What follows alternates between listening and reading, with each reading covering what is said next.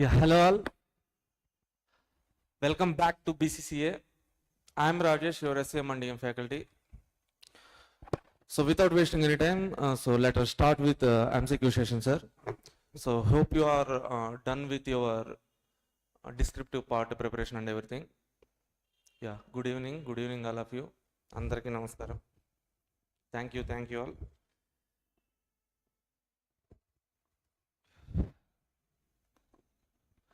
Let us start our discussion, sir. So first of all, I will start with DM part MCQs.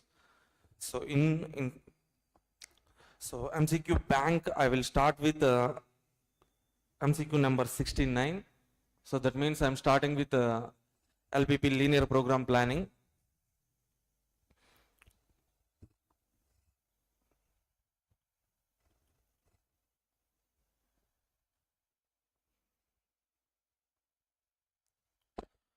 Okay. In LPP, we write LP model. LP model contains objective function, constraint function, and non-negative constraints.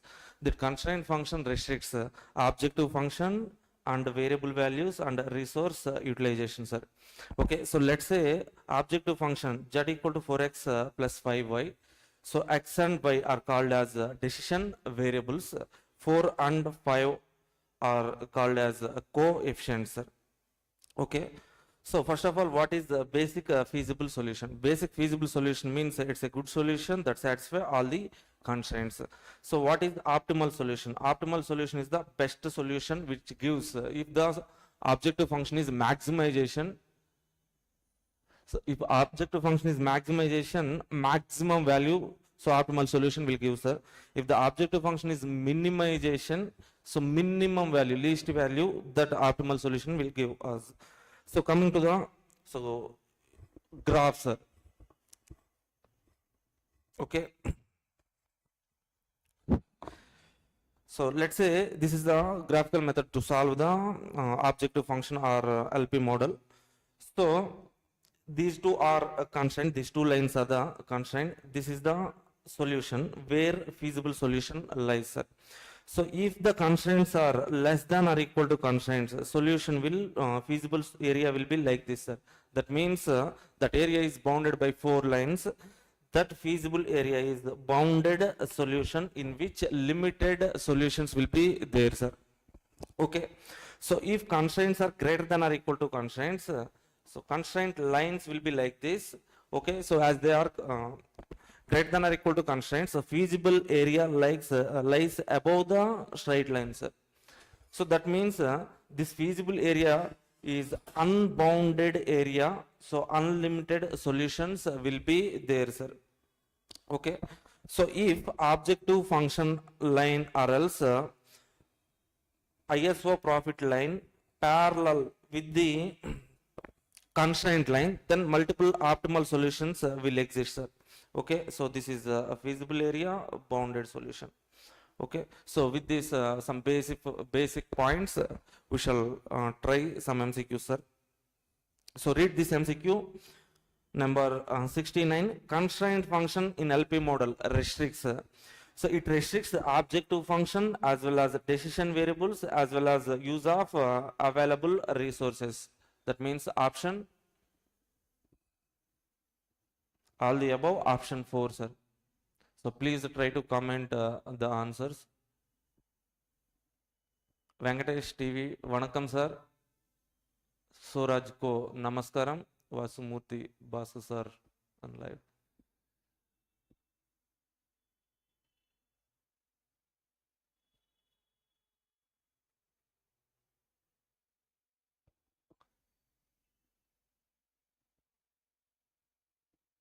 So it will take 2.5 hours to 3 hours, sir, to discuss total SCM and DM MCQs. Okay. So next question, 70th question. So feasible solution of LPP.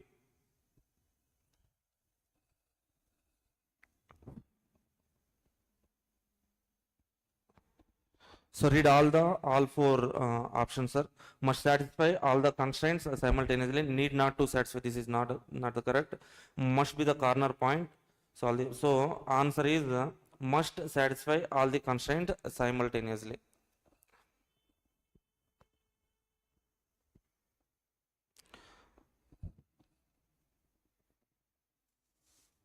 See, next one, 71. The objective function is z equal to 3x1 plus 2x2. Objective function is 3x1 plus 2x2. Okay, if x equal to 10, x2 equal to 5, what is the value of z? Just substitute these variable values in this objective function, sir. 3 into 10 plus 2 into 5. So how much, sir? 30 plus 10, that is equal to 40. So the value of objective function is 40. Next one, 72. Multiple solutions exist in linear programming model when an objective function parallel to the one of the constraints. 73. The linear function of variable which is to be optimized is called nothing but decision variables. 73.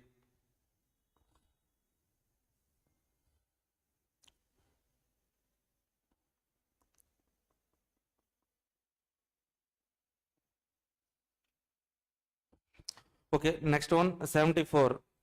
If the value of objective function can be increased or decreased indefinitely, then the solution is called. So indefinitely means when there are unlimited solutions. That means so if the area of the graph is unbounded area, if feasible solution lies in unbounded area, then there exist multiple optimal solutions. Okay, so the option would be unbounded area. Next one, the best use of LP model, linear programming, is to find the optimal use of what, sir? Manpower, material, money. So optimal use of actually resources. So here resources are manpower, material, money, all these are termed as resources. So we can take option all the above. So next one, 76. Which of the following is assumption of linear programming model? Assumption. So divisibility, proportionality, additivity, all the above. So all the above, sir. So with this we have completed LPP, linear programming problems.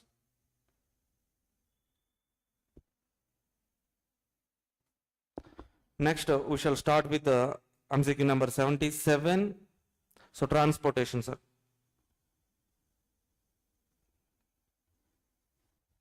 So transportation problem can be solved under 3 stages: stage 1, stage 2, stage 3. Stage 1 is called IBFS, initial basic feasible solution. This initial basic feasible solution can be calculated by using 3 methods: northwest corner method, least cost method, Vogel's approximation method. In stage 3 we have to test this initial basic feasible solution. So to test this solution we have to use Modi's optimality test. Okay, so next one, to test in stage 3 we have to test we have to do one test, that is called test of degeneracy. Sir, how this test can be done means if number of allocations equal to n plus n minus 1 number of allocations. So if yes, the solution is non-degenerate solution, so we can go for stage 3 Modi's optimality test.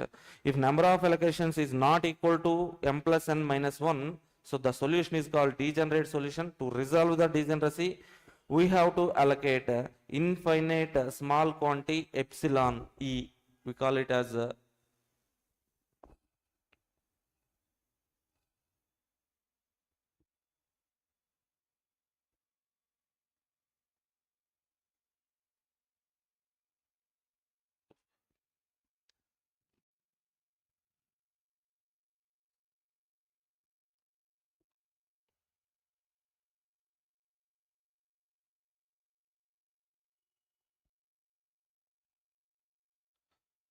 yes, this 73 is variables are called as decision variables. The function is objective function, sir. Okay, so that one is right only. See, If the solution is the degenerate solution, allocate infinite small quantity E at unallocated least cost independent cells. Okay. Next one. See this matrix. So after doing some solution, after finding initial basic feasible solution,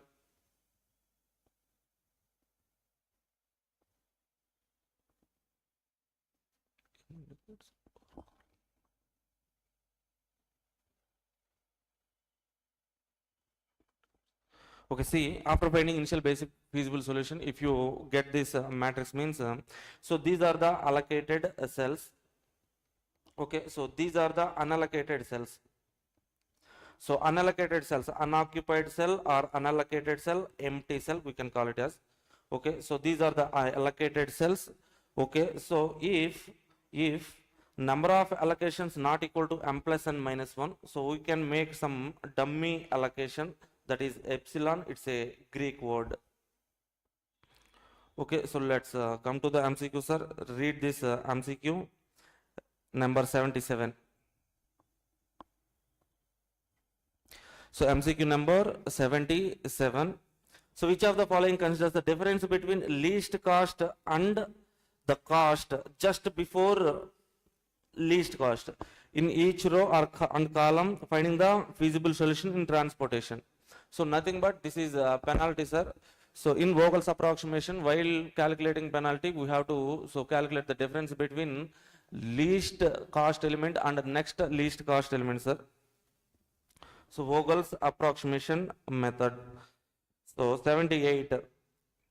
When total allocations of transportation problem match with supply and demand values.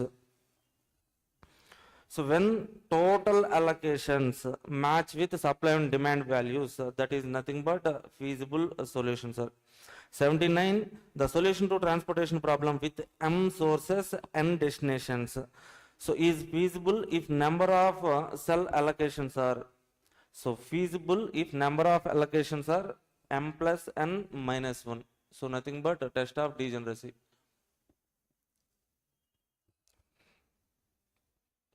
Okay, so 80th one, to resolve the degeneracy in the solution of transportation problem, an infinite small allocation is made to the solution already obtained. This allocation is also known as nothing but dummy allocation epsilon. This epsilon is represented with somewhat written like this E. So it's a Greek letter, sir. So all of the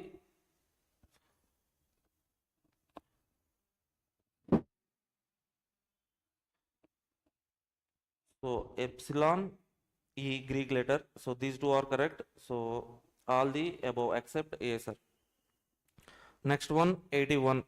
Which of the following is not correct with respect to transportation as a tool of quantitative technique? We have to read all the options and then we have to say the answer, sir. So which one is not correct? Which one is not correct? So read all the parts, all the options. Transportation technique is a special case of LPP. Yes, it's a part of LPP. So transportation technique might give rise to the solutions which degenerate. Yes, so sometimes a degenerate solution also can obtain. So no transportation problem can be given with the supply of with the given supply not equal to demand. Okay, so this is not correct. So using transportation technique, one can maximize the objective function. So all three options are correct. So this is wrong. So that's why not correct option is this one, sir.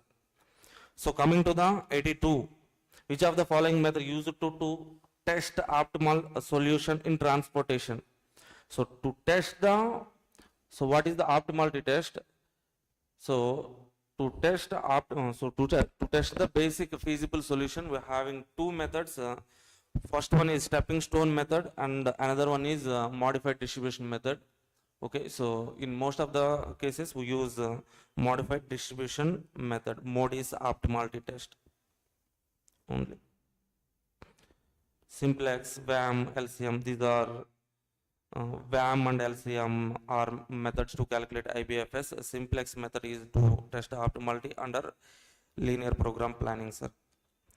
So to solve the equations under LPP, we use simplex method. So coming to 83, in the solution of transportation problem, empty cells are called as unoccupied cells, unallocated cells, empty cells, all the above. So next one, 84. The transportation problem deals with the transportation of what's so single product from a source to from one source to several destinations, not correct.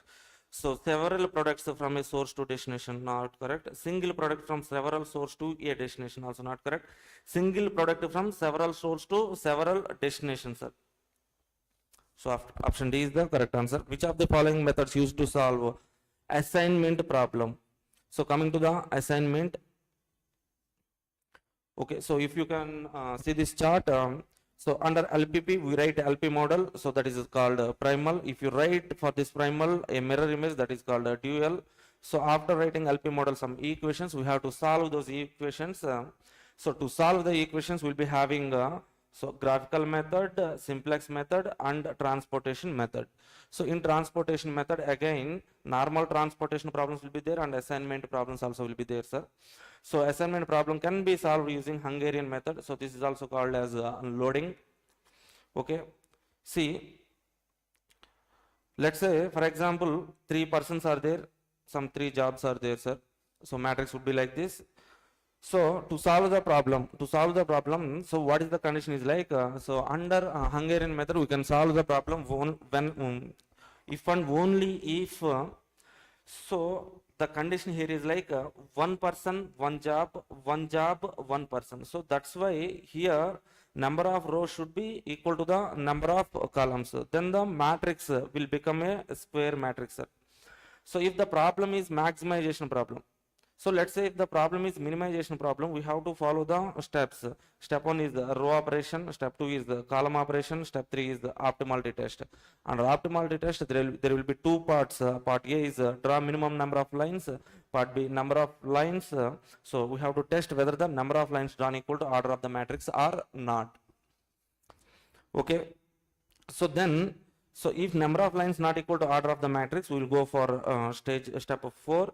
So improvement, under improvement step 4, so all the elements will be divided into 3 types, uncovered elements, covered with single line, covered with 2 lines. So covered with 2 lines are nothing but junction elements. Okay. So after dividing the elements into 3 parts, select the least cost element from unallocated, so uncovered elements. So from uncovered elements, select least cost element. So that least cost element should be subtracted from uncovered elements. So added to the junction elements, no change to covered with single line elements. Step 5, repeat step 3. Step 6 is optimal assignment. Okay. So let's say,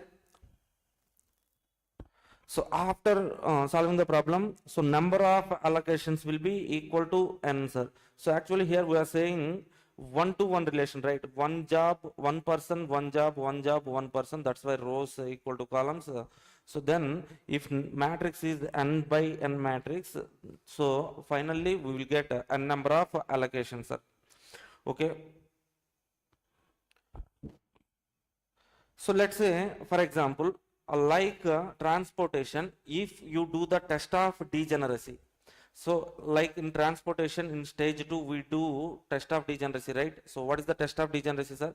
Number of allocations equal to m plus n minus 1. If you take the test to the assignment problem, so then, so we have to check whether the number of allocations equal to m plus n minus 1. So under assignment problem, you will get n number of allocations. Okay, so that means we have to get number of allocations equal to m plus n minus 1, right? So that's why m and n both are equal to n, right? So that's why square matrix in assignment we will get a square matrix, right? So that's why n plus n minus 1. So finally n allocations we get in assignment.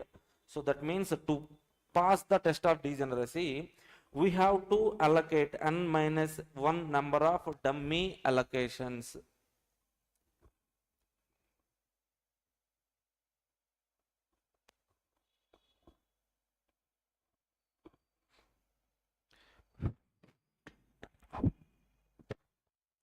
See, let's say this is the matrix, assignment matrix.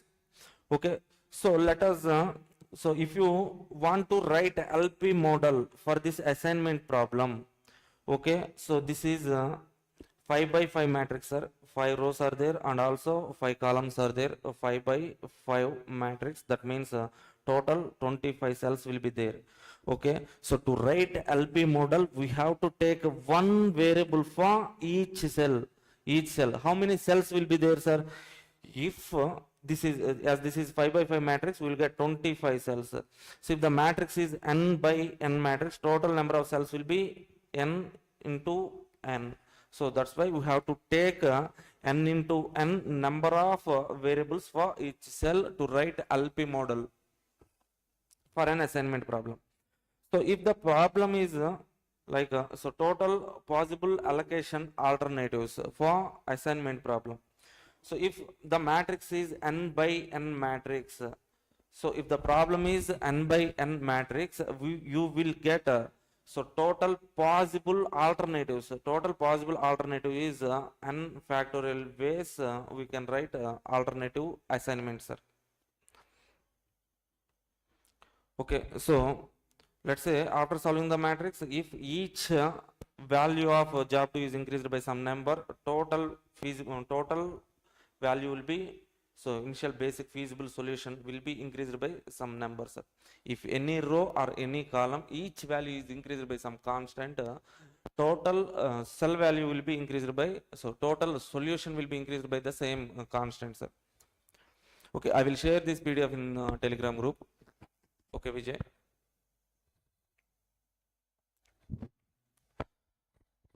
So we have done with this, right? Let's go to the MCQs. MCQ number 86. Assignment of so which of the following method, 85, sir, MCQ number 85, which of the following method used to solve assignment problem? Nothing but Hungarian method. Assignment of work to men and machines is also known as loading. So in assignment matrix, 5 by 5 matrix, total number of decision variables in the objective function. That means nothing but total number of cells. If the matrix is 5 by 5 matrix, so if the matrix is 5 by 5 matrix, so then you will get 5 into 5, 25 number of cells. For each cell you have to take one variable, that means 25 decisions variable you have to write, sir. Okay, so 88.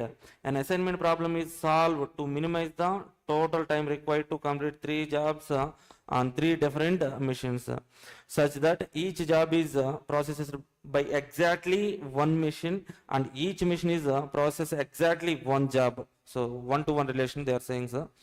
The minimum total processing time is found to be 480. Total solution is 480, sir. After solving the problem, we got 480. So after a few days of operation, there has been a change in design of second job.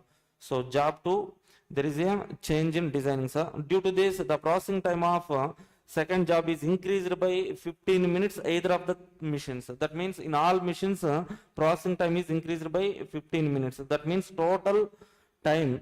So whatever the solution we got, that solution will be increased by this constant number, sir. That means 480 plus 15, nothing but 495. Revised total minimum processing time will be 495, sir. So coming to the 89th question, assignment problem can be considered as a particular case of. So assignment problem is considered as a particular part. It's a part of transportation. So assignment and transportation is part of LPP. So under LPP, so transportation is one of the part, and assignment is also part of transportation and LPP. So next one, 90th MCQ. So dummy row or column is added in an assignment problem. So when we have to add the dummy row or column, sir? See,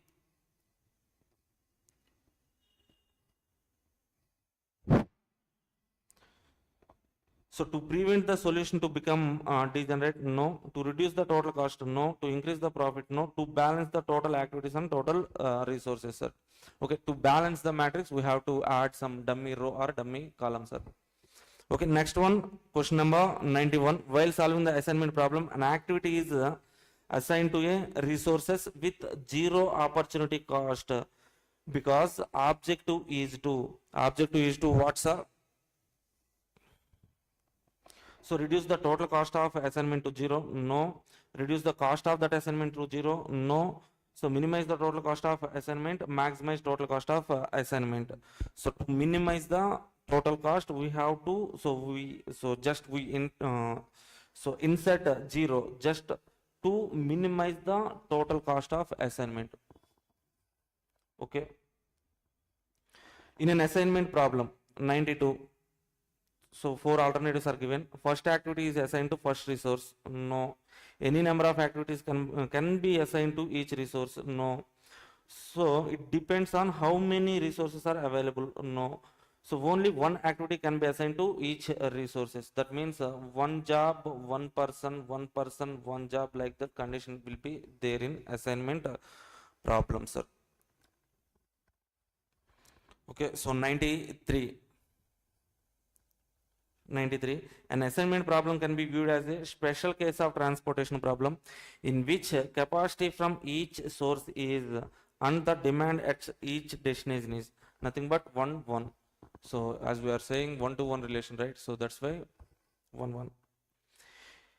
In marking assignments, in which of the following should be preferred? So read all 4 alternatives.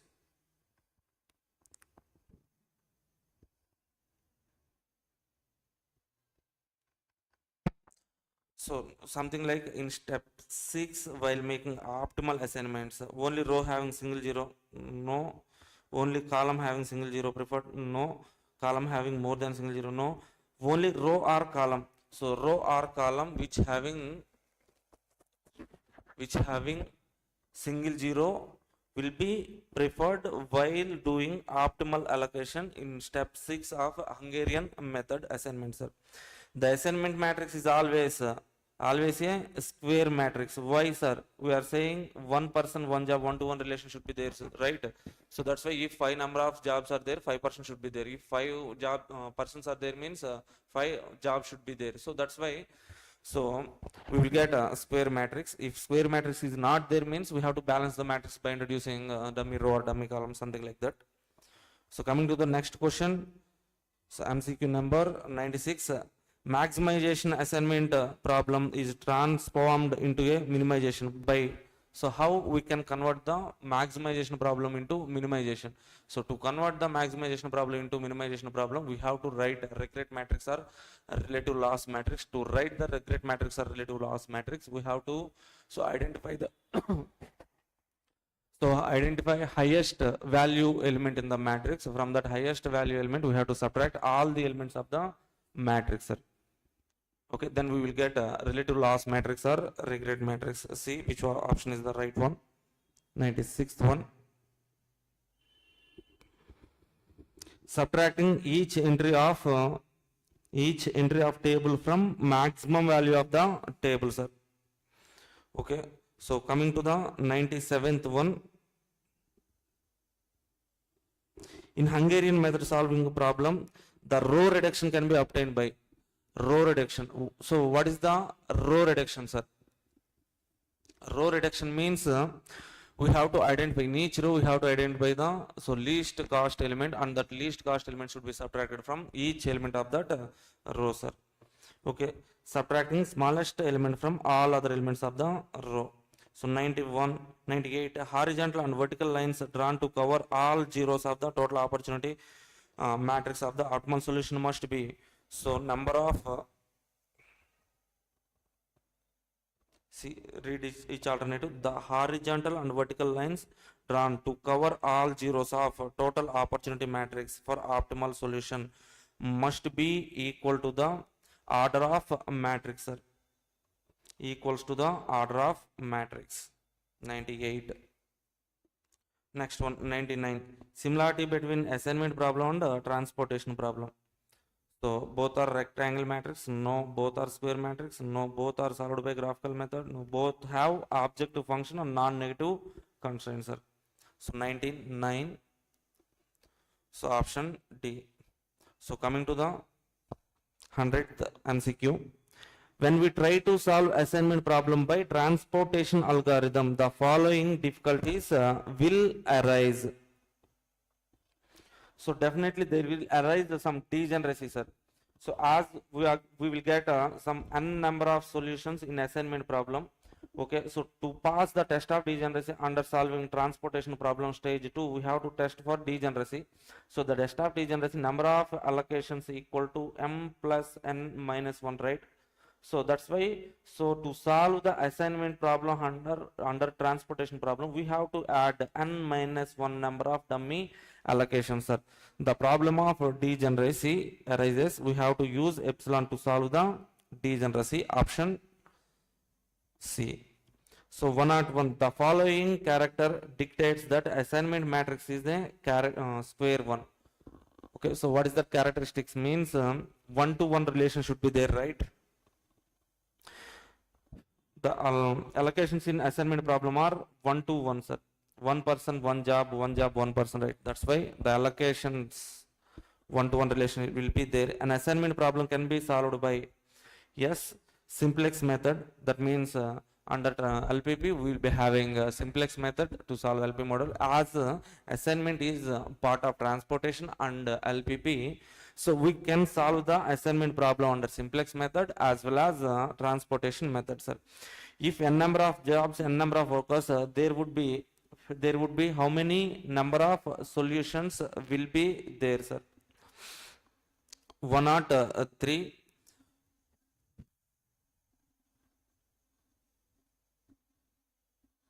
So solutions will be n factorial number of solutions will be there, sir. So let's say if matrix is 3 by 3 matrix, there will be 3 factorial number of solutions. So factorial means we have to multiply the number. So from starting with the 3 into 2 into 1 like that, then there will be 6 number of allocations will be there, sir.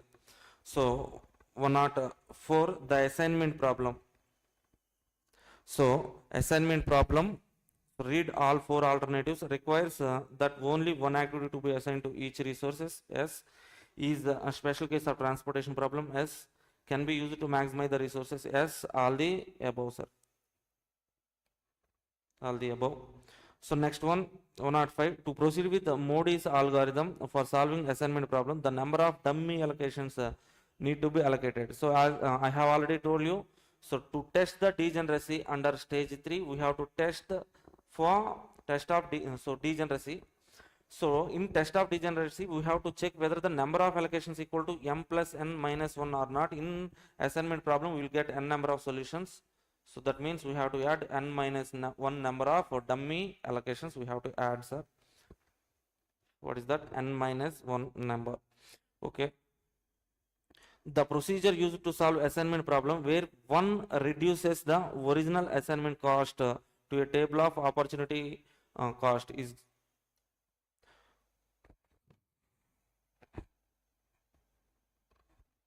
so 106. Read this question. So assignment problem wherein one reduces original matrix. We have to reduce the original matrix. That means row reduction, column reduction will be there, right? That's why this is called as matrix reduction. So nothing but this is writing relative loss matrix or regret matrix. We write when we have to so find out the solution for maximization problem, right? So when we want to solve the maximization problem under assignment, we have to convert the maximization matrix into minimization. So for that we have to reduce the matrix by selecting maximum highest element. From that we have to subtract all the elements, right? So relative loss matrix or regret matrix, that is nothing but matrix reduction. So question number 107, when maximization assignment problem converted to minimization problem, nothing but regret matrix or relative loss matrix, sir. Okay, so with this we have completed assignment MCQs. So coming to the game theory, sir. Okay, so let's say, so 2 players in each game, there will be 2 players, sir. So maximizing player strategies will always be written in the row wise. Minimizing player strategies will always be written in the column wise. Okay, so this player has 2 strategies. This player will also be having 2 strategies. This player is called as maximizing player. This player is called as minimizing player. This matrix is called as payoff matrix. So for maximizing player, for maximizing player, we have to first of all identify or write minimum values in each row.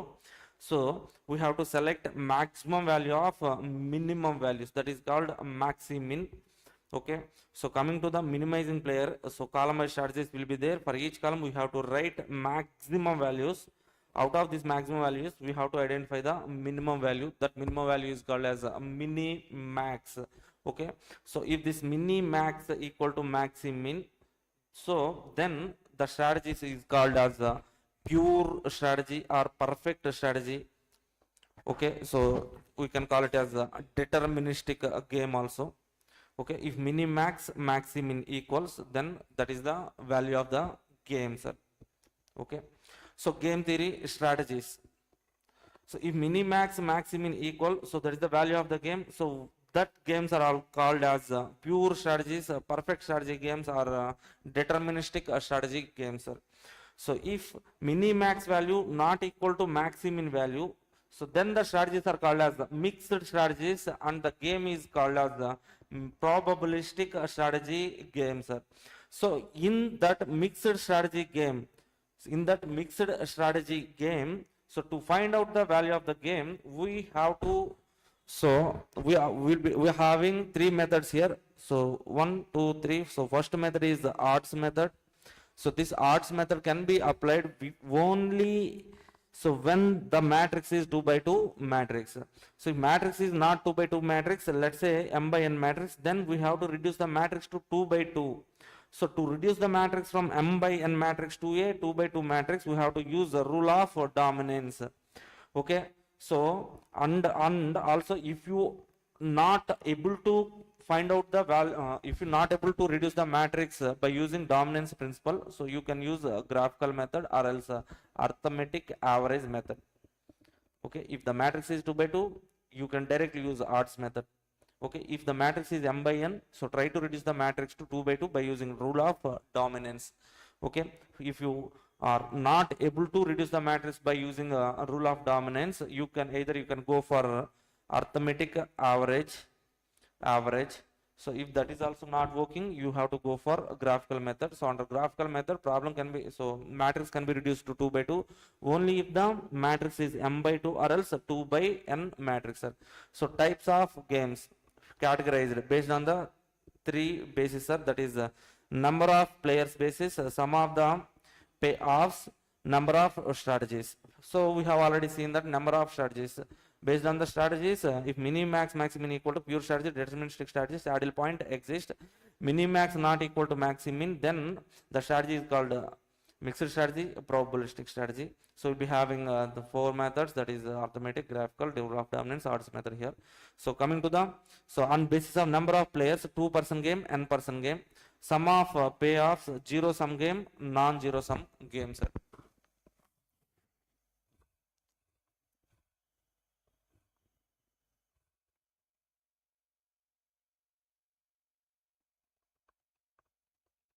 Okay,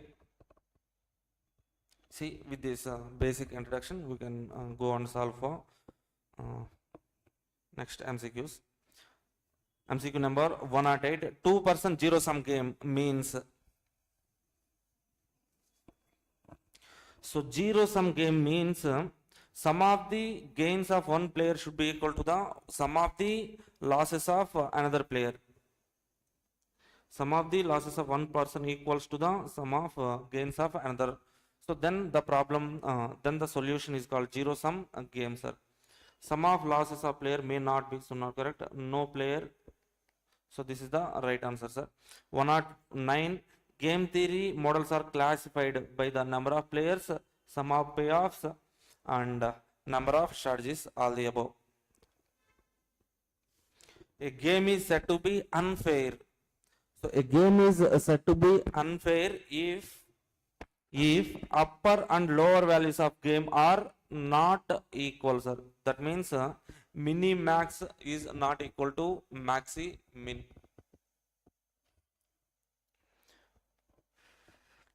Okay, so what happens when maxi min and mini max values of game are equal? So equal, then saddle point exists, sir. The game is called as a pure strategy game.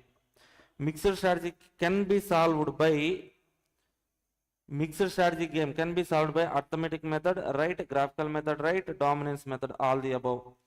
So the size of payoff matrix of a game can be, so wait a minute.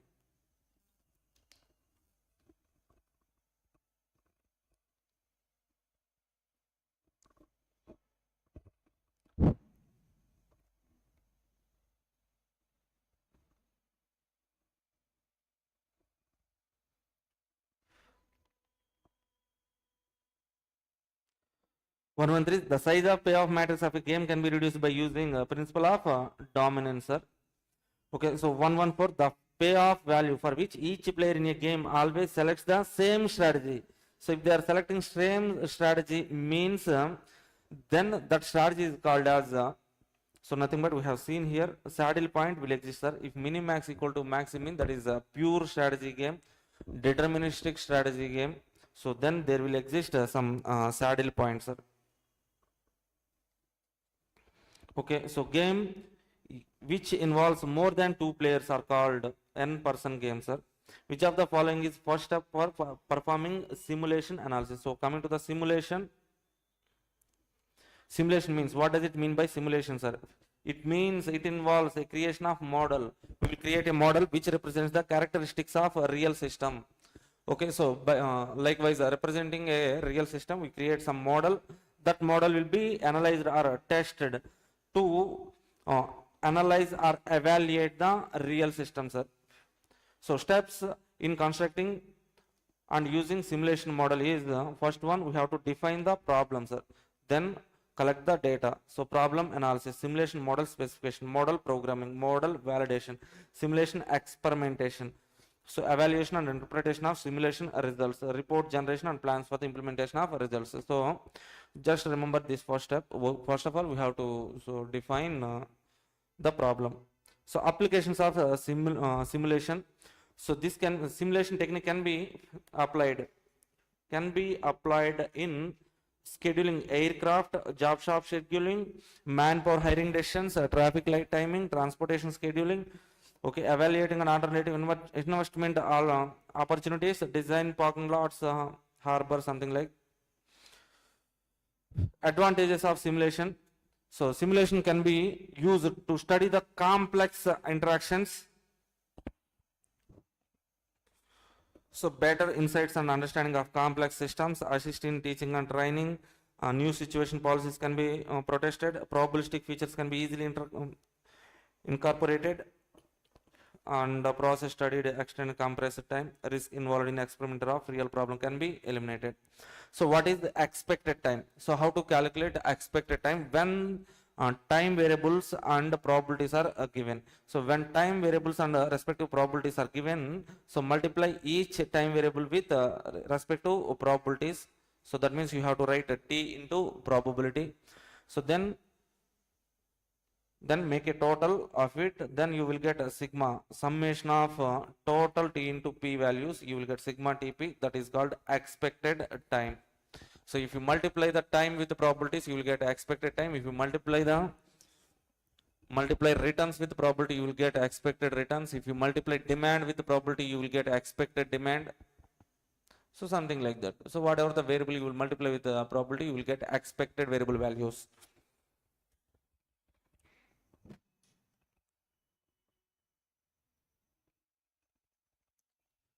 So read this question 116, sir. So which of the following is first step for performing simulation analysis? Prepare a problem statement, sir. Which of the following are the advantages of using modeling and simulation? Easy to understand, easy to test, easy to upgrade, all the above, sir. Okay, which of the following is not an application of simulation? Military applications, yes, we can apply. Designing semiconductor, yes, we can apply. Telecommunication, yes, we can apply. In food industry, we cannot apply the simulation techniques, sir. Okay, so coming to 119, which of the following is first step for developing simulation model? So to develop a simulation model, first of all, you have to prepare a problem, a statement. So here, identify the problem. Option B is a right one, sir. So next one, simulation process. Simulation is the process of using a model to study the performance of a system.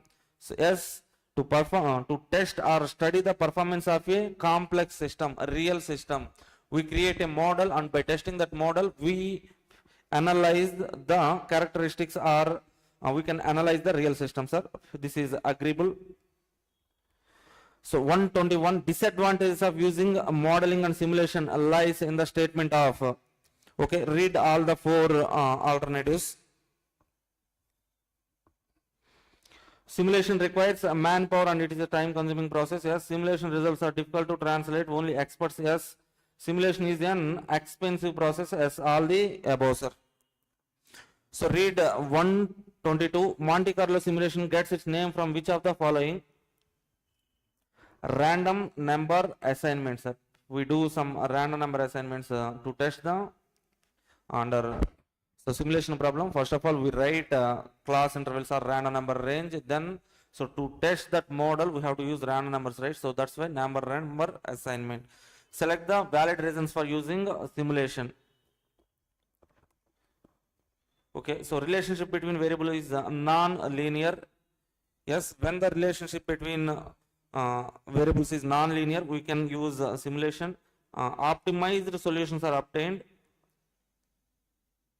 No, so we can't get optimized solutions under simulation. We can get some probabilistic solutions only. Conduct experiment without disrupting the real system. Yes, we can get, so we can conduct the experiment without disturbing a real system. Why means, okay, we create a model and test that model, right? So that's why A and C, both the alternatives are right only. Okay, so coming to the illustration number, question number 124.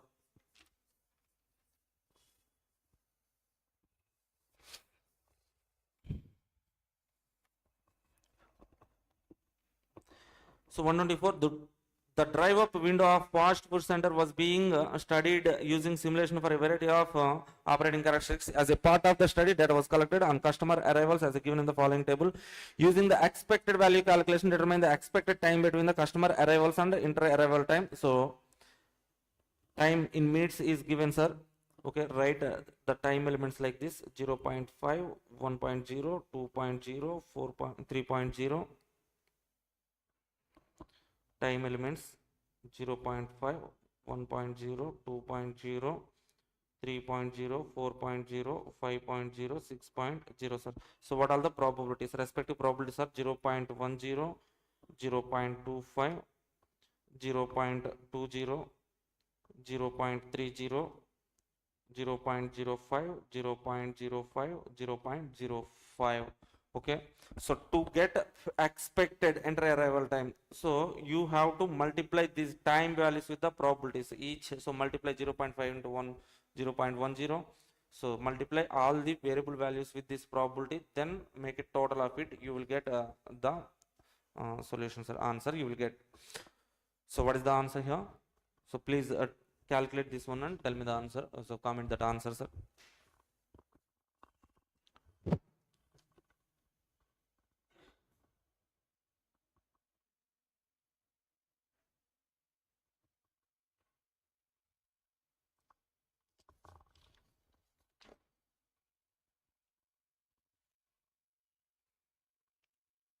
I think you will get sorry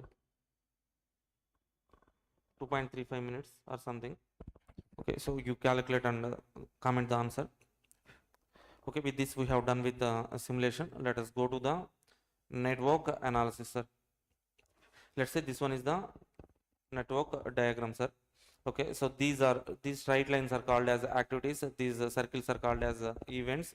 Let's say if this is an activity, this is called as this one is tail event, this one is head event. Okay, so if you consider this from this activity point of view, this is the preceding activity. For these two activities, this is the succeeding activity. Okay, so what is the critical activity? So critical activity means so the activity which cannot be postponed. So the total float of that activity will be equal to 0. Now what is the critical path, sir? So critical path means, so we can calculate the critical path.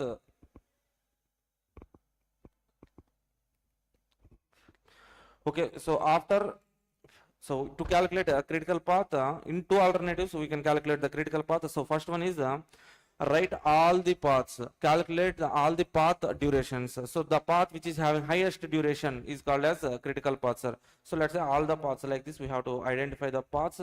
For all the paths, add the time durations of each activity, then you will get some duration that is called path duration. Okay, this critical path duration is also known as project duration, sir. Now, so in another alternative, so we can calculate by using a float alternative, sir. So critical path means the path in which all the activities total float equal to 0. Now we have to understand what is total float, sir. Okay, so total float is, that means how many days we can postpone an activity without affecting the total duration of the project. So without affecting total duration of the project, how many days we can postpone an activity is termed as total float, sir.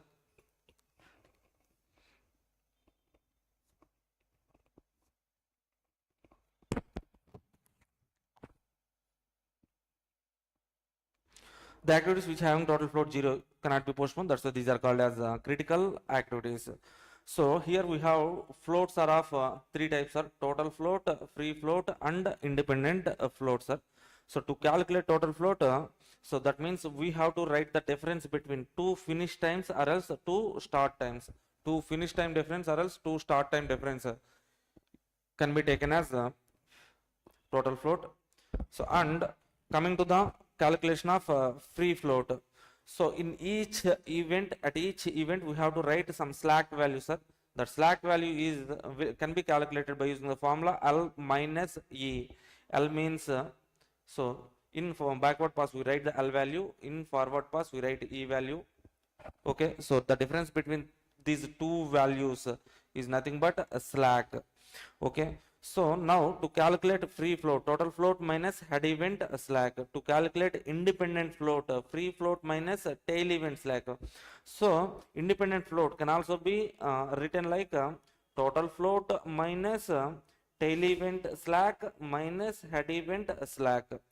Okay, so what does it mean by free float, sir? So free float is the part of total float which does not affect the float of succeeding activity.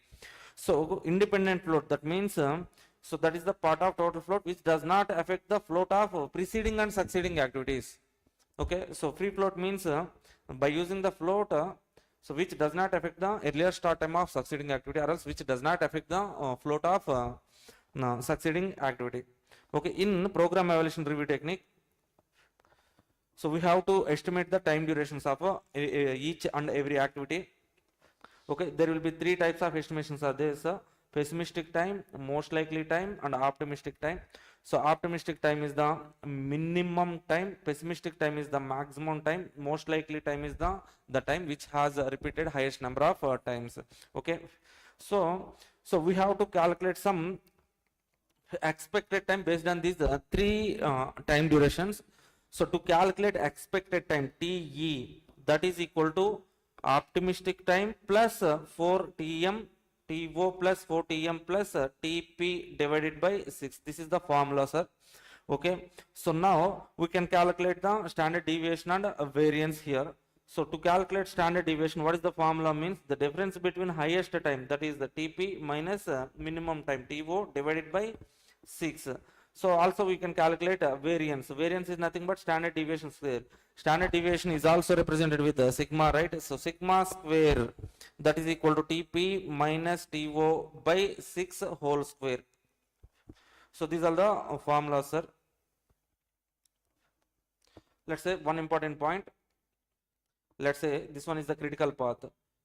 Okay, in program evaluation review technique, if this is the critical path for each activity, so there will be some expected time. Based on this formula we can calculate some expected time.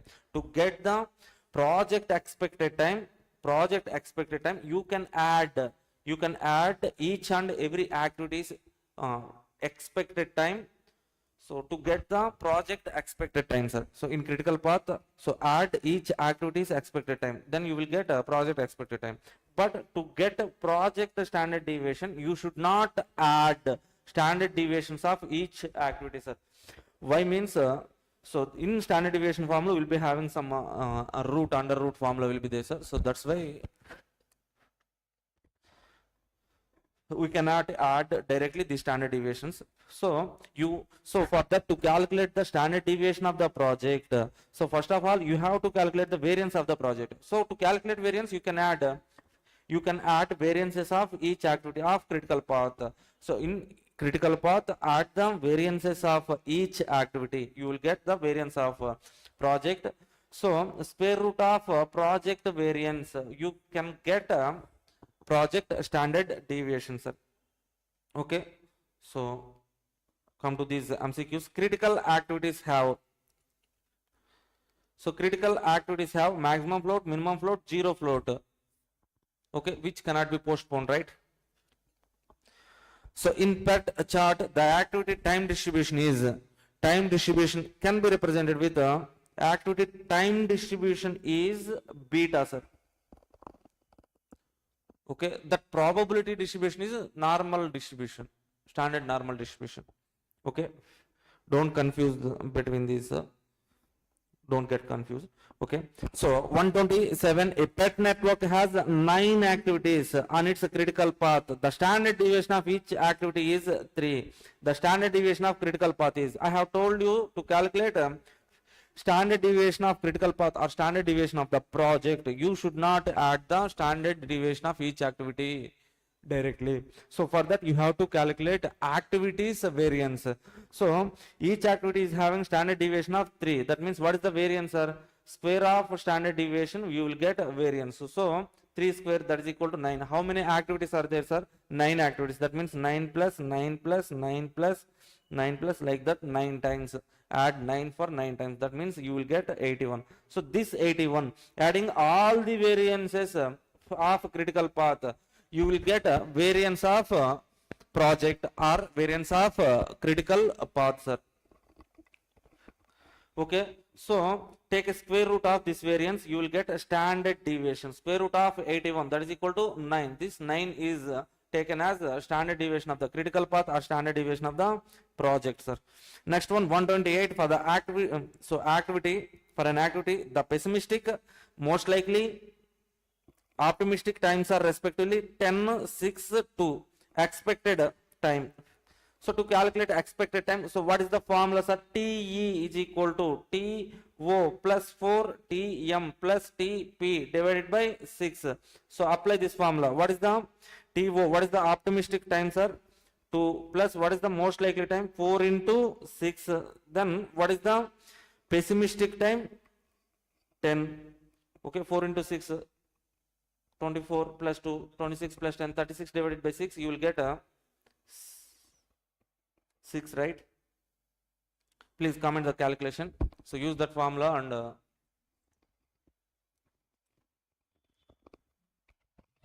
use that formula and tell comment the answers. Okay, thank you. Next one, 129.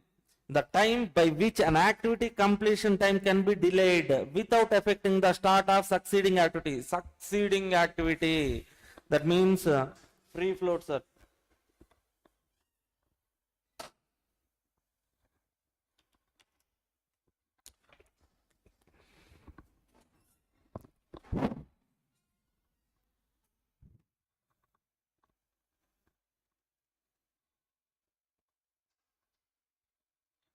Free float. So one, that which of the following statement is not true? Not true. That means PERT is a deterministic in nature. No, in program evaluation review technique we use some probabilities.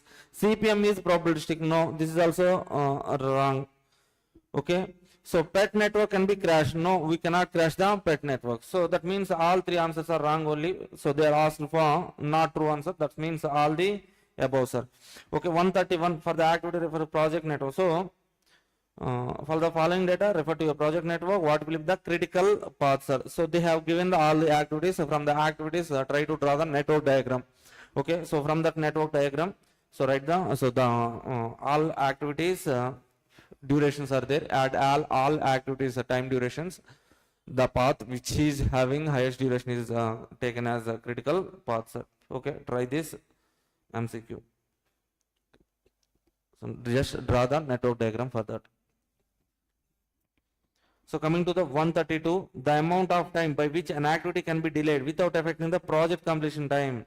So total floats are how many days, the many days, how many days we can postpone an activity without affecting total, without affecting the project duration is taken as total float. So 133, optimistic time and pessimistic times of activity are respectively optimistic time 4, so TO equal to 4, and pessimistic time TP is equal to 16. So variance of the project. So what is the formula for variance, sir? TP minus TO, 16 minus 4 divided by 6, that means 12 by 6, that is equal to 2. 2 is the standard deviation. So square of standard deviation, you will get 4, that is the variance, sir, 4 days. Okay, so 133, 4 days, sir. 134. So 134, in a project planning, a free float can affect the following. Which of the following? So free float, which one? In a project planning, free float can affect the which of the following, sir? So that means which the float, which, so what does it mean by free float, sir? Free float, it should not affect in the float of succeeding activity. So that means it can affect the preceding activities float, right? Okay, so 10th one. Solution of problem of crashing has to get started by applying technique on. So while crashing, you have to crash, first of all, you have to crash critical activities. So critical path.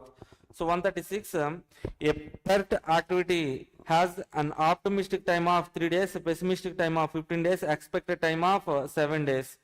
Okay, what is the most likely time of the activity? So we have to use the expected time formula, sir. TE, expected time, TE is equal to TP plus 4TM plus TO divided by 6. So given expected time is 7. 7 into 6, bring this 6 to the left side. 7 into 6, that is 42. So that is equal to, what is the optimistic, so what they are asking for? Most likely time they are asking for. So what is the optimistic and pessimistic time? Optimistic is 3 days and pessimistic is 15. So 3 plus 15, 18 days. So this total 18 plus 4 TM, sir. So bring this 18 to the left side. 42 minus 18, that is equal to 4 TM. 42 minus 18, how much, sir?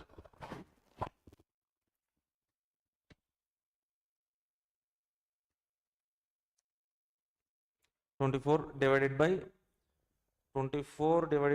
4, that is 6. That means 6 days is the most likely time, sir. Okay, so next one, 137. The reduction of project time normally results in.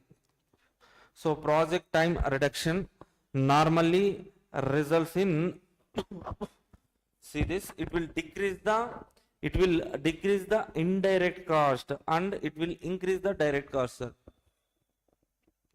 Okay, 138, normal duration, normal cost of an activity are 10 days and 350 days, normal duration, normal cost. Okay, so the cost slope 75 per day, crash duration is 8 days. Then what is the crash cost of the activity? Okay, so originally what is the direct, what is the cost? So original duration is 10 days.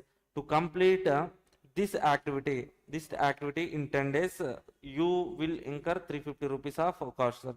Okay, so if the crash duration is 8, that means you can perform that activity within 8 days. That means you are reducing how many days, sir? 2 days. To reduce each day, you incur 75 rupees. That means 2 days into 75. How much? 150. So 350 plus 150. How much, sir? This is the 500. This 500 you will incur to complete the activity within 8 days, sir. Just multiply with crash days, crash possible days into cost slope, you will get so pure crash cost, add that cost to the original normal cost, then you will get total crash cost, sir. Okay, so now which of the following is incorrect? 139.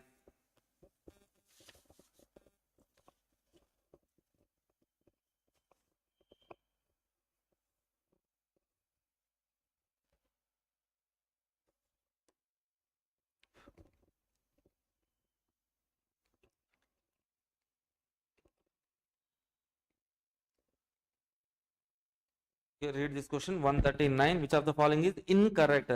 PERT is suitable for projects having probabilistic time estimates. Yes, right only. CPM is suitable projects having deterministic activities. Yes, right only. Both PET and CPM are event oriented. Wrong.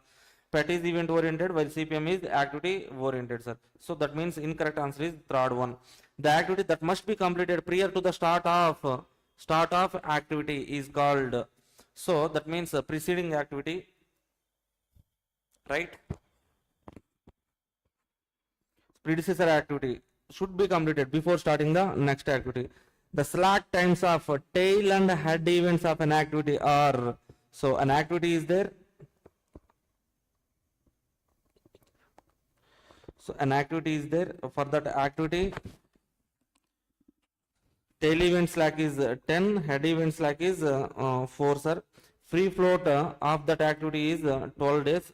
Free float 10 days. Okay, so free float can be calculated as total float minus head event slack, right? So now they are asking for what, sir?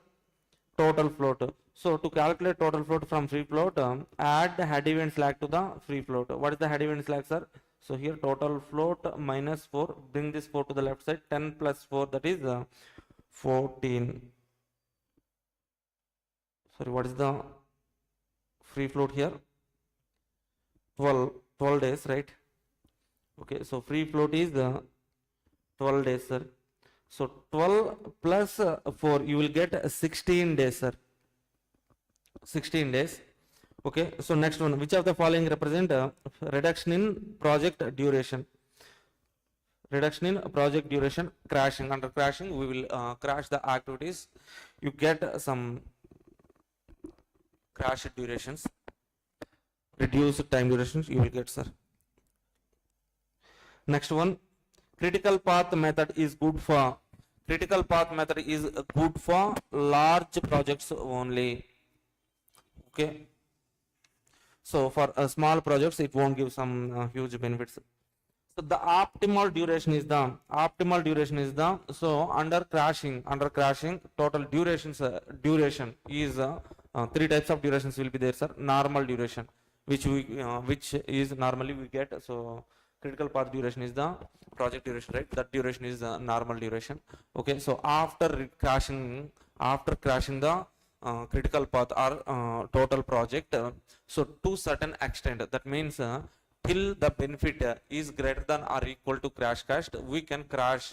So that means till we get a minimum cost, we can crash the project, sir. So that duration. So after crashing until if you crash the project for so until and unless benefit is less than or equal to crash cost, if you crash, then you will get the minimum duration. At that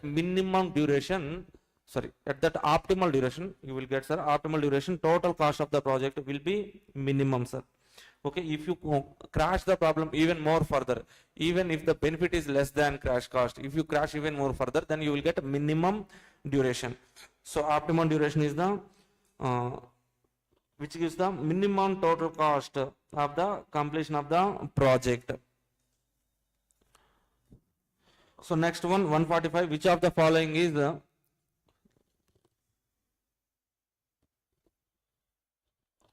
next one, which of the following is not a notable challenge while scheduling the project, sir? So in deadline exist, yes, we have to consider. Too many workers to, so in resource leveling we have to consider. Costly delays, okay, we have to consider. Independent activities, we don't need to. So not a notable challenge in scheduling. So critical path has will have longest path. Okay, so activity A, D, F merges at event 6, sir. So let's say for example activity A, activity B, activity D, F. So 3 are merging at 6, sir. Okay, so earliest finish times of A, D, F are, so A, D, F are 13, 17, 8, 13, 17, 8. Then earliest time of event 6. So earliest time means after completing. So this means 6 means after completing these 3 activities only, next activity can be started. That means after completing all the activities means, so highest duration 17 is there, right? So on 17th day, all the activities can be completed. At that time, by that time, A can be completed, D can be completed, F can be completed. After completing all these 3 activities, next activity can be started. That means earlier start time, that is equal to 17. Okay.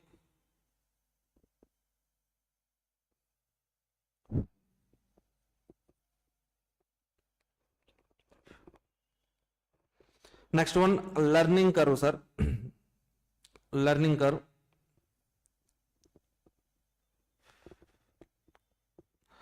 So coming to the learning curve.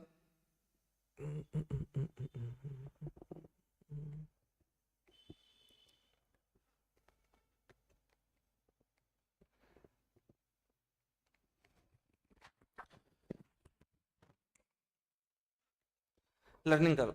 So what is the what is a learning effect, sir? So whenever the production doubles, average time taken will be reduced by certain percentage. That percentage is called learning rate, sir. Okay, so whenever the production doubles, average time taken per unit, average time will be reduced by certain percentage. So that is the learning curve theorem or learning curve effect, sir. Under learning curve theorem, so whenever doubling units are given, sir, let's say doubling units means 1, 2, 4, 8, 16, something like that, we can apply. So on previous average, we can directly apply some learning rates. When doubling units are not given, some random number of units are given, you have to use the function, a learning curve function y equal to a into x power b, sir. Here a is the time taken for first unit, b is the learning index, x is the cumulative number of units, y is the average time for x number of units, sir. Okay.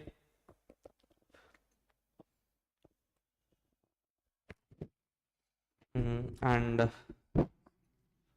so here b is also learning coefficient or learning index. So this can be calculated by the logarithm of learning percentage divided by logarithm of 2. Why we have to take this logarithm 2 in the denominator means we are saying whenever the production doubles, that means here we can write this one as 2 power 0, 2 power 1, 2 power 2, 2 power 3, 2 power 4, like this, no? So if you bring this log 2 to the left side, b into log 2, that is equal to logarithm percentage. So the percentage will be equal to the 2 power b, sir. That means learning index is nothing but something exponential function of learning ratio. Okay.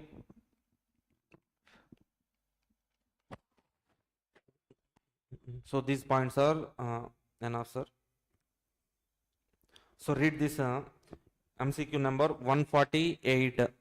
148.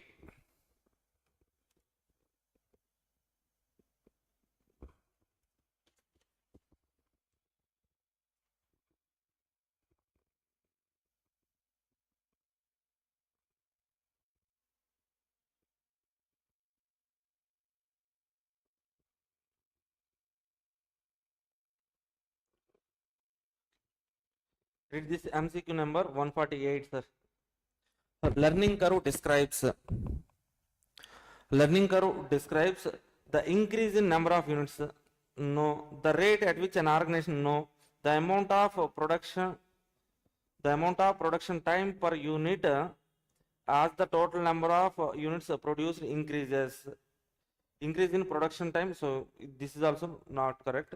So we can take an option, an amount of production time per unit, average time. So as the total number of units produced increases, so actually doubles. So limitations of learning curve approach includes, so here, so actually, okay, read this question once. Limitations of learning curve approach includes learning curve must be reduced whenever the product or the production process modified, redeveloped. Sorry, learning curve must be redeveloped. Oh yes, this is the limitation. Okay, learning curves are applicable when considerably highly automated process. No, this cannot be applied. So learning curves are only valid when considering simple production process. Simple production process, that means a manual process. Learning curves only valid when the total number of units produced is relatively small. Learning curves are only valid when total number of units produced relatively small. Yes. So limitations, which one is the limitation? So this is not the limitation, this is not the limitation. So learning curve applicable, so automated process, this is the limitation, sir.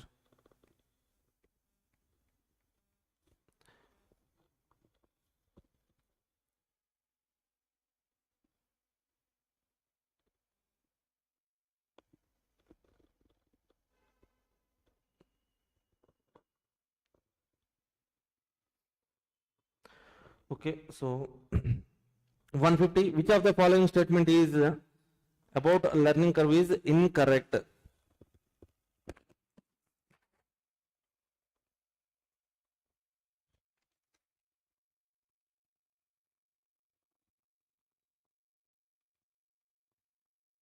Hello all. So if you are watching the live, so please comment hi. Let me know, are you active or not?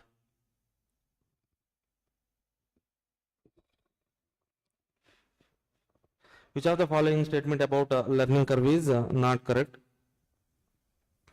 So change in process disrupt the learning curve. Yes, correct. So rate of learning varies depends upon the quality of management. Yes, learning curve can be disrupted by the change in personnel. Yes, learning curve show that time saved. So no, this is wrong, incorrect statement. Fourth one, these three are correct only. Which of the following is not an application of learning curve? Okay, we have to read all the options are here. So not an application they're asking, sir. Not an application of learning curve allow a manager to predict the time required for new. So as correct. Learning curve permit the manager to prepare a work schedule. Yes. Learning curves allow manager to forecast the labor requirement. Yes. Learning curve can be employed in using supply chain negotiations. So supply chain negotiation, learning curve cannot be applied, sir. Okay, option D. So from here we are having some practical kind of problem, sir. So read this 152. Bimal and Kamal are two individuals, workers engaged in doing a similar job. They have different learning rates, 80% and 90% respectively. Time taken to complete the first jobs are respectively 12 and 8. If the both continues, if both continue with the same level of learning rate, then after how many units Bimal and Kamal? So Bimal will be faster than Kamal. So come to this part, sir. This MCQ. So Bimal, Kamal, learning rate 80%, 90%. Time taken for first unit 12, here 8. Okay. So first unit time 12, 8. Whenever the production doubles. Okay, so apply 80%, becomes 96. Whenever the production doubles 4, 8, 6, apply 80%, 80%. So here also on 8, apply 90%, you will get 7.2. On 7.2, apply 90%, you will get 6.48. Again on 6.48, apply 90%. Again apply 90%, sir. So if you can observe, so at first unit, Kamal is who is the faster? Who is fast? Who is fast means Kamal is taking less time, that's why he is fast. Okay, at 2 units, so less time taken by Kamal. So at 4th unit, 4 units also, Kamal is less time. So at 8 units also, Kamal is faster than Bimal. At the 16th unit, so after crossing 8 units and in between 16th unit, in middle somewhere, Bimal crossed Kamal, sir. So Bimal at 16 units, Bimal, so average time is 4.86, Kamal time, average time is 5.24.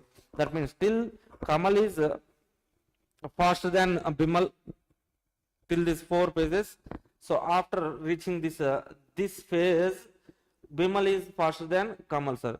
That means in between, somewhere in between 8 to 16, Bimal crossed the Kamal in fast doing of the job. So in between 8 to 11, how many options we have, sir? 5th unit, 7th unit, 19th unit. So only 11th unit is in between 8 to 16. That's why you have to take option 11, sir. Yeah, hello, Meraki, hello, Musk, Pradeep Reddy, Vasim Begum, Sudeep, Lavanya, Sudeep, Aswati Achu, Jay Prasad Sudhakar, Subramani Krishna, Kamampati Raghu Kishore, hi sir, Rakesh Rock, Ravan Kumar. So hello all. Okay, that means in this question we have to write, so when doubling units, what is the average time, like that we have to write. So when Bimal crosses Kamal, so in between 8 to 16, sir. So what is the next one? How long it will take to produce 5th unit? How long it will take to produce 5th unit with 85% of learning rate if 3rd unit take 13 hours, sir. This one is somewhat complicated MCQ. Okay, 3rd unit took 13 hours. So now we have to calculate what is the time taken. So what is the average time taken for 5th unit? We have to calculate, sir. See, so first of all, take this formula, sir. Y5 average time for Y units, sir. So Y5, that is equal to A x power B, sir. So at 85% of learning rate, B value, learning index B is equal to minus 0.234, sir. Okay, minus 0.234. Okay, write this value here. Okay, so A into here, A into 5, x is 5 number of units, right? 5 power minus 0.234. Now if you have this A value, we can calculate the average time for 5 units. So to calculate this A value, they have given the information like 3rd unit took 13 hours, right? So write it like this: Y3 is equal to 13 hours. Okay, so Y3 means A into 3 power minus 0.234, that is equal to 13 hours. So 3 power minus 0.234. So we have to simplify this exponential function, sir. So to simplify this exponential function in simple calculator, we have to use these steps: step 1, step 2, step 3, step 4. Take log value, this one is. Okay, to calculate exponential value on simple calculator, so take base value, press root 14 times, minus 1 into power value plus 1 into equal to 14 times. So as in this value, power value is negative, right? That's why you have to convert this into 1 divided by 3 whole power 0.234. Take base value, apply this procedure. So you will get the answer. You will get the answer 0.77733, sir. Okay, so from that you can calculate the value of A. You will get value of A equal to 16.81. Okay, so substitute this A value in this function, sir. Y5. Okay, so 16.81 into 5 power minus 0.234. Again we have to simplify this one. So write it like 1 by 5 power 0.234. Okay, so to simplify this, again you have to apply this 5-step calculator procedure. Okay, so by applying this procedure, you will get the answer, sir. Okay, 16.81 into, so you will get 0.686, 11.5 hours. 11.5 hours. Check whether the option is there or not. So 11.5, option D, sir. Okay, 154. When 24 hours is required to produce a condenser of particular type, then what time is required to produce the 16th unit with 85% of learning curve? Again, with 85% of learning curve they have given, sir. So let us try to calculate this one. So first unit took 24 hours, 85 learning effect. So whenever the production doubles, apply 85%, you will get 20.4, or else you can apply directly y equal to ax power b, something like that. Okay, so as doubling units are given, you can apply like this again, and again. At 16th units average, you will get a 12.528, sir. Okay, so after repeated application of 85% on previous average, you will get at 16th units, for 16 cumulative units, you will get average time 12.528. So 12.528 is in between 12 to 14 hours, sir.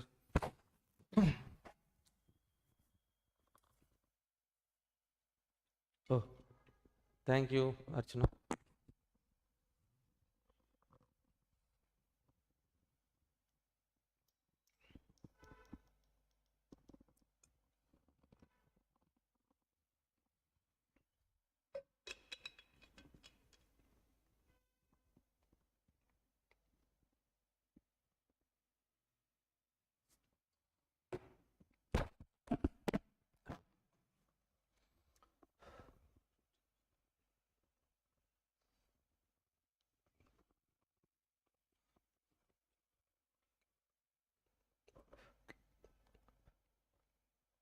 Again, so coming to 155, a diesel engine manufacturing company has an order of four large engines. A crew of 16 members took 4,000 hours to assemble the first engine. So for the first engine, they have taken 4,000 hours, sir. If 80% of learning curve used, what will be the labor cost? If fourth engine, assuming what will be the labor cost for fourth engine, assuming labor rate is 180 per hour, sir. Okay, so here first unit, for first unit they have taken 4,000 hours, again doubling approach. So whenever the production doubles, apply 80%, you will get something on this something, again apply 80% at 4 cumulative units average time, you will get a 20.2562, sir. Okay, so for this average time for 4 units, after producing 4 units, you will get an average time per unit is 2562 average time per unit. So multiplied with 180 rupees cost per hour. Okay, 180. So you will get 4,60,800. So which is in between in between 4.5 lakhs to 5 lakhs, option D, sir. Okay, so next one. 156, optimization is the method of finding. So successfully we have done with the learning curve. Now we shall move to the,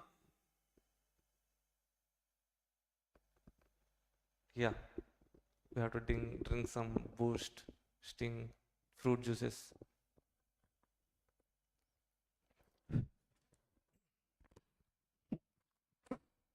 So now we shall move to the next chapter, that is maxima minima. Okay, so for any business they will be having some objective to be achieved. Okay, so one objective will be there, sir. Okay, either maximization of revenue, profit, contribution, or else minimization of cost.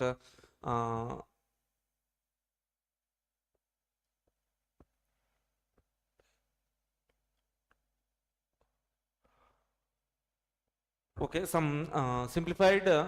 Hello, Vijay Kumar. So some simplified, simple calculator steps are there. Step 1, step 2, step 3, step 4, step 5 are there. So we have to approach 5. We have to apply 5-step calculator approach to calculate the exponential function value. So I will share that. So this is how take a screenshot of it. Okay. This is the procedure. Apply this procedure, you will get the answer. Okay. See, one objective function will be there, sir. So maximization or else minimization of that objective function is called nothing but optimization. So optimization means finding the maximum value or minimum value or else critical points. Sir, what does it mean by critical points? Critical point means some feasible solutions. Okay, so feasible solutions, sir, out of which one will give the optimal solution. Okay, so maximum value, minimum value. To calculate the maxima or minima, we have to follow the three-step approach, sir. So what is the three-step approach? See, so first of all, we have to so let us try to understand derivative formula, sir. Single derivative formula is enough. So if the function is x power n, so derivative of the function x power n is d by dx of x power n is equal to n into x power n minus 1. D by dx of total cost, that is nothing but marginal cost. So first derivative of total cost will be the marginal cost. First derivative of the revenue function, you will get marginal revenue. First derivative of total profit, you will get marginal profit, sir. So to calculate maximum or minimum value of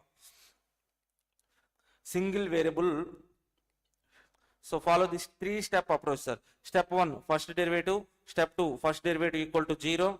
This making first derivative is equal to 0 is nothing but necessity condition. Okay. So step 3, second derivative, you have to write the second derivative. So this is also called as sufficient condition. So what is the necessity condition, sir? So first derivative is equal to 0. Making first derivative equal to 0 is the necessity condition. Second derivative, calculating second derivative is the sufficient condition. So after calculating the second derivative, if the value of second derivative is the positive, then the function will have minimum value. So after calculating second derivative, if the second derivative is the negative, then function will be having maximum value. So in two variables, if there are two variables, you have to apply partial derivatives, sir.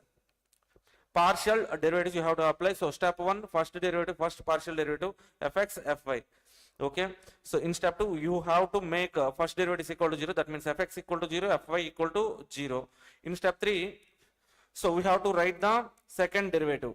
So second derivative for the first derivative. So if fx and fy are the first derivatives, fx, so again taking derivative with respect to x for fx is fxx.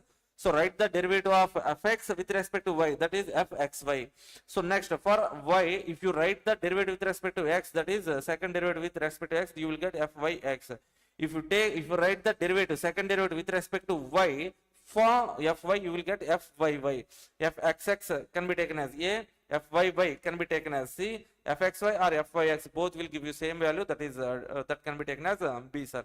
Okay, here to say whether the function is having minimum value or maximum value, you have to write some determination d value. Okay, so that d is equal to b square minus ac. So b square minus ac. So calculate this deterministic value d. So if d is greater than 0, d is less than 0, d is equal to 0. If d is equal to 0 means test fail, d is less than less than 0 means that is saddle point. If d greater than 0 and also ac greater than 0, minima. So if d is greater than 0 and also ac is less than 0, maxima. AC less than 0. So just remember, only if d is greater than 0, you will get maxima or minima. Otherwise, you will get saddle point or test fails. Okay, so if AC is greater than 0, minima, AC is less than 0, maxima, sir. Okay. So coming to the monopolist forms sufficient condition is, so to calculate the sufficient condition means step 3, right?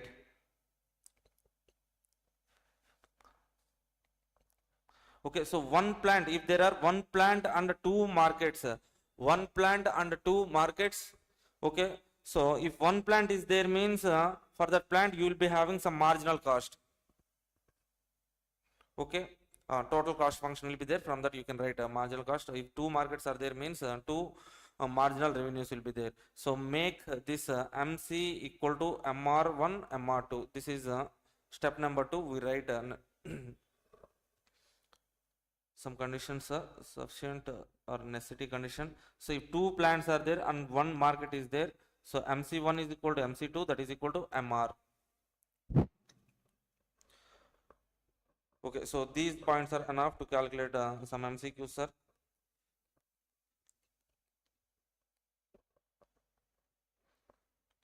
So optimization is a method of finding maximum point,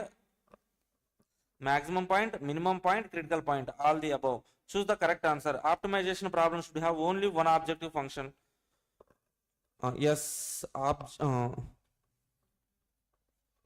only one objective function. This one is right only. Constraint function compulsory for any optimization function. No, without having constraint function, we can calculate a maximization value or minimization value. So unconstrained optimization also we have done in maximum minima. Objective function must be continuous function. No need to be a continuous function. So none of the above. So first one is right answer. The process of finding relative maximum or minimum of the function is known as finding out the maximum value or minimum value. So relative maximum value or minimum value is known as optimization. So for a cost function TC equal to, so what is the cost function here, sir? 3q square plus 7q plus 12. If you write the first derivative of this function, you will get marginal cost. So that marginal cost you have to write the first derivative. So with respect to q, make a derivative of it, take a derivative of it, sir.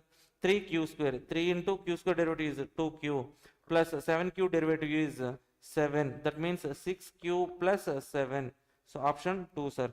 Okay, so marginal revenue is first order derivative of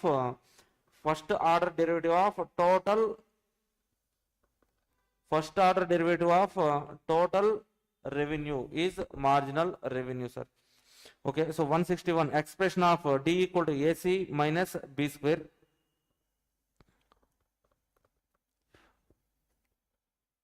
Sorry, here I have written some in reverse. B square minus AC I have written, so AC minus B square.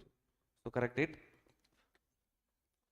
So used for the describing sufficient conditions for unconstrained optimization involving two variable. The meaning of A and C are, that means A and C are f x x is A, f y y is C, sir. These are the nothing but second order derivatives with respect to x and y, sir. So read these options. So second order derivative, so these are the second order derivatives of objective function f with respect to x and y. Second order partial derivatives, not just derivatives, sir. When two variables are there, partial derivatives of df by dou x with respect to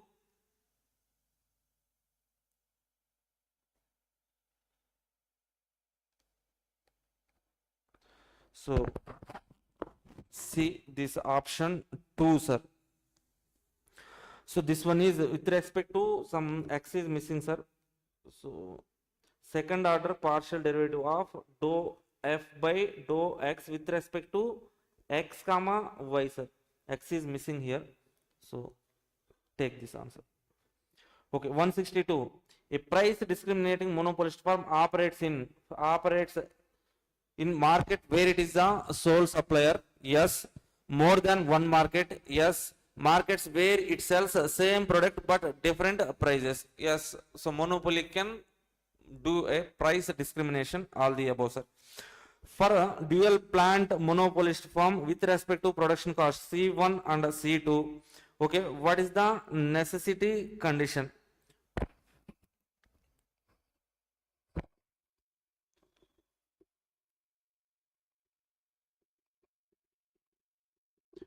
Okay, here I have written necessity condition, sir, not sufficient condition. Step 2 is the necessity condition, right? Okay, C1, C2, what is the necessity condition, sir? So if there are two cost functions, means we will get a marginal cost 1, marginal cost 2. That should be equal to the marginal revenue, sir. Okay, one marginal revenue, only one market will be there, right?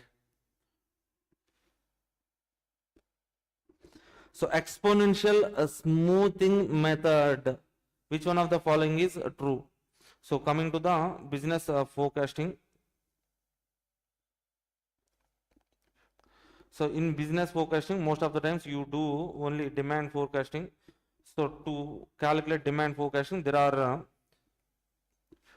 so for demand forecasting, there are two types of methods are there, sir: qualitative methods and quantitative methods. So qualitative methods and quantitative methods. So what are the qualitative methods? Sir, qualitative methods are survey method, okay, Salesforce, Salesforce collective opinion method, okay, market test method, expert opinion method. This expert opinion method is also known as Delphi method, historical analogy method, sir. Quantitative methods, regression analysis is there, time series analysis. Under time series analysis, we have moving average and seasonal index, exponential smoothing. So these are the methods we are having in demand forecasting or business forecasting, sir. Okay, what are the components of time series? There are four components: secular trend, seasonal variation S, cyclical fluctuations, irregular random movement. Okay, so these are the components of time series, sir. Okay.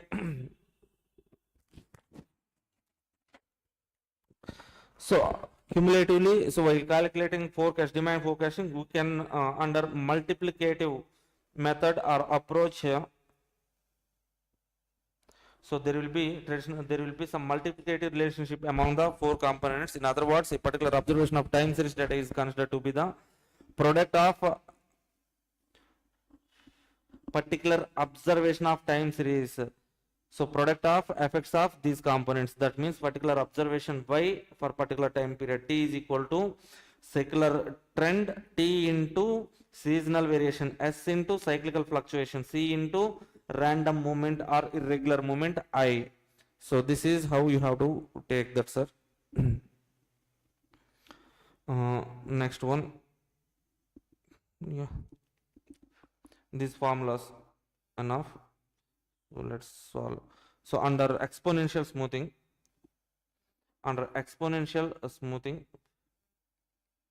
okay, so we will adjust the, we have to calculate some error adjustments, sir.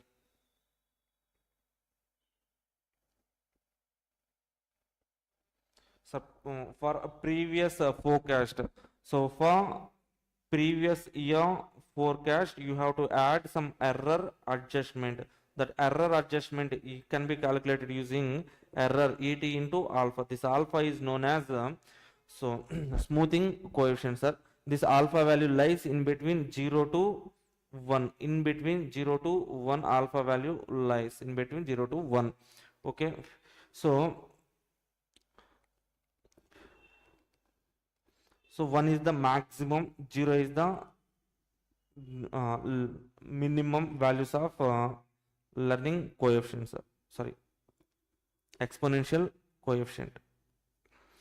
Okay, so exponential smoothing method. Which of the following is true? Alpha value lies in between 0 to 1. Okay, high value of alpha is used to unstable demand. If the demand is unstable, so we have to take high value. If demand is not stable, 161.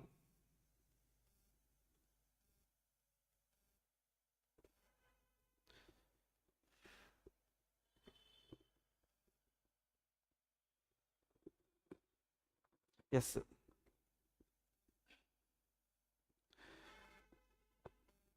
Yeah, in overlook I haven't read this partial, sir. I haven't read this only part, this part. So yes, this is correct. Here X is not there, right? I have written X here and marked this one. Okay, option A is the right one, sir. Okay, X and Y second order partial derivative. In an overlook, I haven't read this partial. Only derivative I read. So that's why I have marked this by writing X here. So this option is right only. Okay, so next coming to next MCQ, sir. Exponential smoothing method. Which one of the following is true? So alpha value lies in between 0 to 1. For high value of alpha is used for unstable demand, sir. Unstable demand, high value of alpha will be used. Okay, which of the following is not a casual forecast method? So, what are the forecasting methods we have in demand forecasting, sir? So, please comment what are the forecasting methods we have. So, coming to one second, please come here. All these methods are known as judgmental based methods, sir. Judgmental based methods. So in all these methods, we have to use some mathematical formulas or something like that. Okay, so now coming to this casual forecast method. So which one is the not the casual forecast method? Okay, so trend adjusted exponential smoothing is not a casual forecast method. Econometric models, linear regression, multiple regression, all these are casual forecasting methods. Okay, next one, 166, sir. 166, read this question once. In a time series forecasting model, the demand for the 5 time periods are demand for the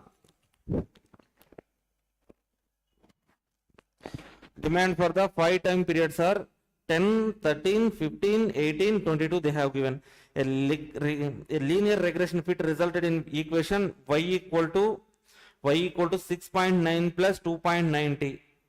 Some regression line is given, sir. Y equal to 6.9 plus 2.90, where y is the forecast for the period. The sum of the absolute deviations for the 5-year data. So what they are asking, sir? They are asking for sum of the absolute deviations for the 5-period data with respect to their corresponding forecast, taking t equal to 1 for the first one.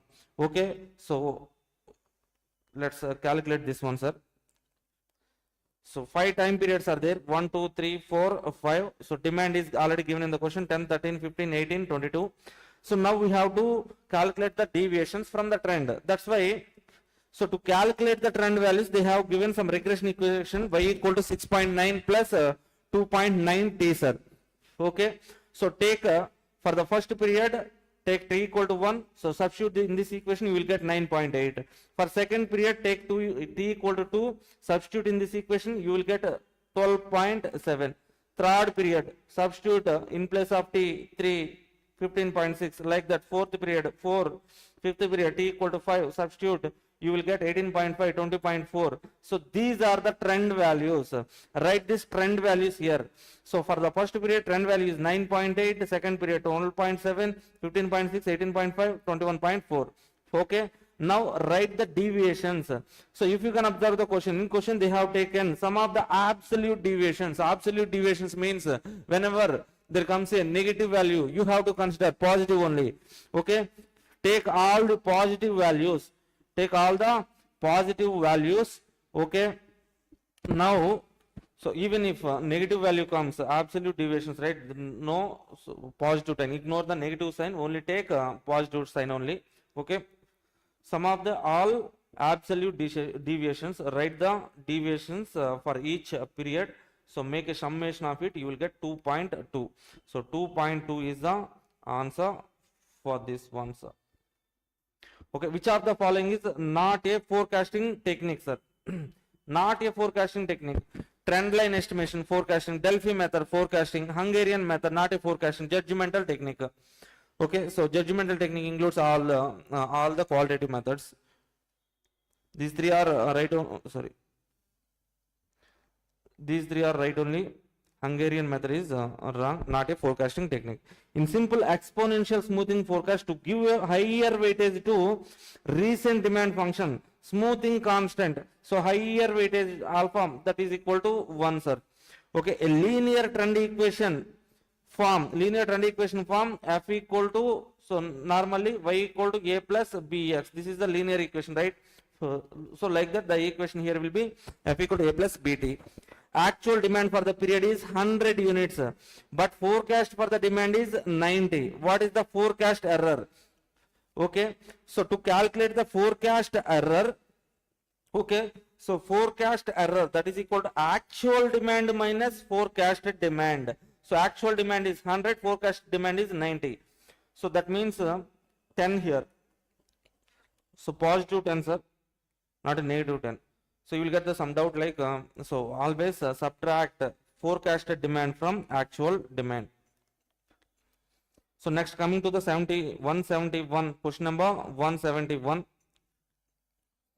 If the estimate of the trend component is 158.2, the estimate of seasonal component is 94%, the estimate of cyclical component is 105%, and the estimate of irregular component is 98%.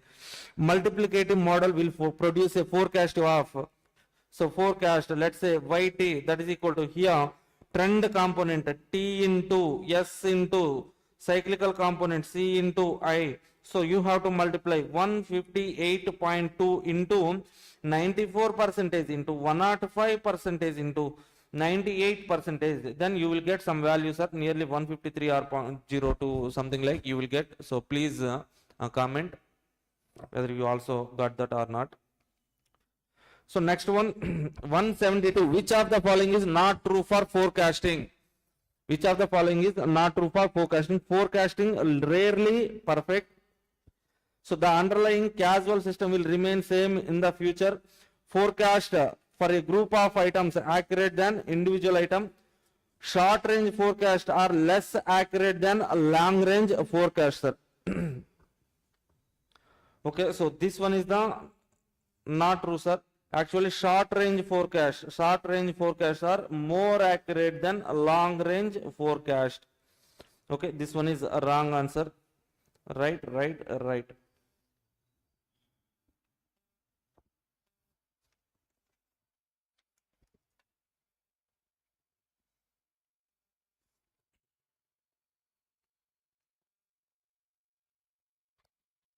So come to the 173, sir. Delphi method is used for judgmental forecast. Okay, so 174, 175, 176, 177, all these are MCQs from tools for data analytics. Complete the theoretical chapter. You have to read these MCQs and just remember. Try to remember these MCQs, sir.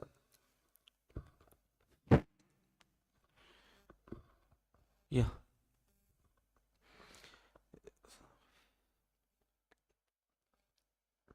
See,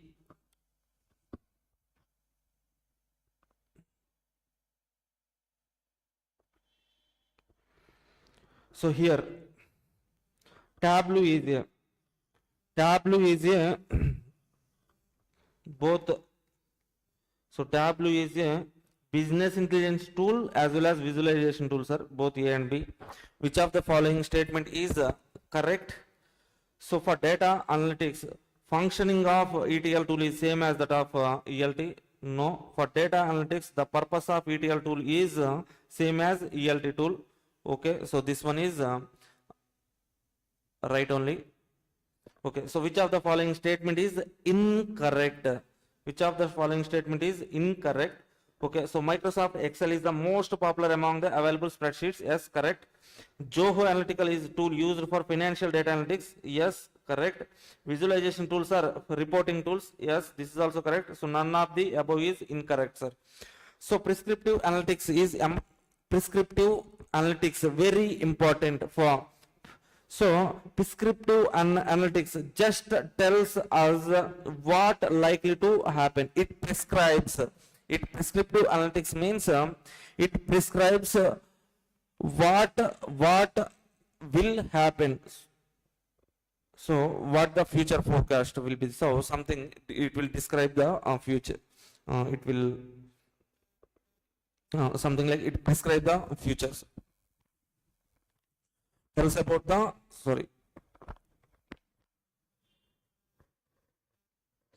So what likely to happen. Okay, it will it tells us the what likely to happen. So 178, which of the following is no relation to business intelligence tools, sir? A set of business analysis solutions retry analysis data into useful solutions. Visualization tools are primarily BI tools. ABS glue is a tool used for purpose of business intelligence. ABS glues has no relation with the business intelligence, sir. Embedded analytics is an important part of S. Okay, so option C here. ABS glue, sir. Okay, which of the following is related to financial data analytics? So value driver analytics, financial ratio analytics, predictive sale analysis, all the above. So all the above financial data analytics, sir. So we can use value driver, financial ratio, predictive sales analytics. Analysis of data sets has revealed the fact that the profit of a business has reduced for the financial year 21-22. What category of data analytics? So it is describing, this statement is describing what happened in the past. So that's why this is descriptive analytics. Okay.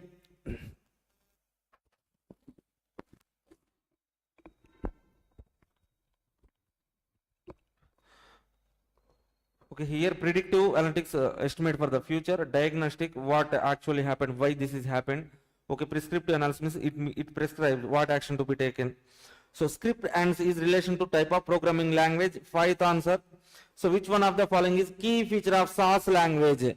Key feature of SAS language, capability of handling data analytics in related to operations, research and project management. Yes. Capability of report formation, perfect graphs. Yes. Capability to interact with multiple host systems, all the above, sir. Which one of the following is not a spreadsheet? So which one of the following is not a spreadsheet? Means Google Sheet, spreadsheet, MS Excel, spreadsheet. Quip is also a spreadsheet. eView is not a spreadsheet, sir. So this is all about data analytics. So successfully you have completed with DM part, sir. So with the available time, within available time, I will try to complete some of the SCM questions, sir. So coming to the chapter number 1.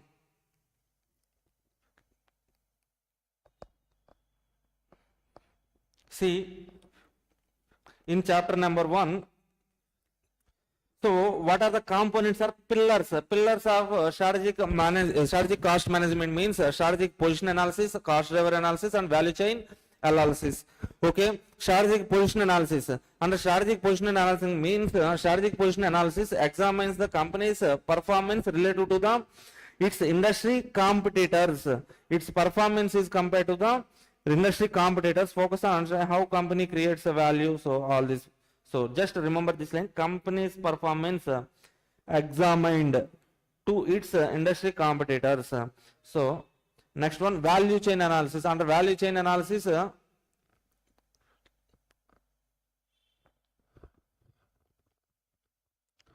so primary activities and supportive activities. What are the primary activities are? Inbound logistics, operations, outbound logistics. Core activities are termed as primary activities: inbound logistics, operations, outbound logistics, marketing and sales, services. What are the supportive activities? Firm infrastructure, human resources, technology, procurement. These all are the supportive activities.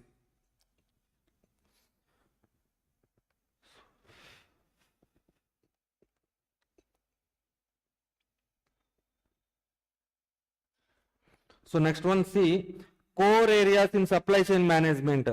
People, process, systems are core areas of supply chain management, sir. In value chain analysis, use value, cost value, exchange value, esteem values are being considered. So use value means use value reflects the intrinsic value, measure of properties, qualities and features to make the product useful for the consumer. Okay, cost value, sum of all the cost. Exchange values, possible, so possibility of being traded for another product, that is called exchange value. What is esteem value? Esteem value means properties, features, attractiveness, graphic packing, all these are, so gives esteem value.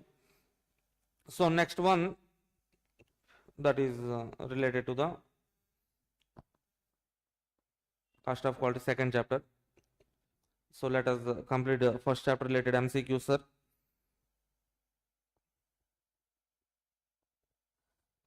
Okay, first chapter related MCQs. Which of the following is not a primary activity of value chain? Which one of the following is not a primary activity? So inbound logistics primary, operations primary, service primary, infrastructure is not a primary activity. So which one of the following is not a secondary activity? So service is the primary, right? That's why this is not the secondary. Which of the following is not a term normally used in value analysis? So in value analysis, we have seen what all the terms are: use value, esteem value, cost value. So resale value is not there. So this resale value is not used. So a company has forecast value of cost of goods sold for the coming year as 25 lakhs and 18 lakhs respectively. The inventory turns has been taken 9 times per year. In case the inventory turnover increases to 12. So see, in this cost of goods sold is 25 lakhs. Sorry, company forecast sales and cost of goods sold for the coming year is 18 lakhs. Sales is 25, 18 is the cost of goods sold. Okay, so the inventory turnover 9 times they have taken, sir. In case if inventory turnover increased to 12, 9 to 12, if they have increased the inventory turn 12 times, the short term interest rate on working capital is 10%. What will be the saving on cost, sir? See, to calculate this MCQ, so first of all, what is the formula for inventory turn? Inventory turn is equal to cost of goods sold divided by average inventory, sir. So in first case, if 9 inventory turns taken, are taken, so 9 inventory turns 9, that is equal to cost of goods sold 18 lakhs divided by average inventory. So then average inventory will be 18 by 9, that means 18 lakhs by 9, 2 lakhs average inventory when 9 turns are taken. When 12 turns are taken, 18 lakhs divided by average inventory will be 18 lakhs divided by 12, that means 1 lakh 50,000, sir. From here 2 lakhs to 1 lakh 50,000, if you increase the inventory terms from 9 to 12, average inventory will be reduced from 2 lakh to 1 lakh 50,000, that means 50,000 you can save, sir. Okay, on this 50,000, so how much interest you can save means 50,000 and working capital you can save. So what is the opportunity cost you can save means apply 10% on this 50,000, you will get 5,000, sir. Okay, now 5,000 is the cost saving. So working capital saving, this 50,000 is working capital saving, not cost saving, right? So next one, which one of the following is important pillars? Pillars of strategic cost management determines the company's comparative position in terms of performance. In terms of performance, company's comparative position in terms of performance. So strategic position analysis. So all these are, so see, cost driver analysis, value chain analysis are also the pillars, but strategic position analysis only determines the company's comparative position in the industry in terms of performance.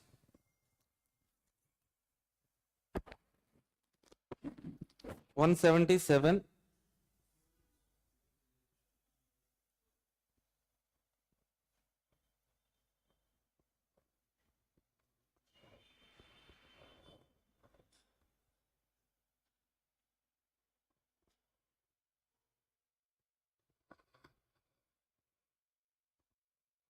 Sorry. So this one is tells about what action to be taken, sir. What likely to happen will be so described by predictive analysis. How something happened is described by diagnostic analysis. Okay, so this one is right only.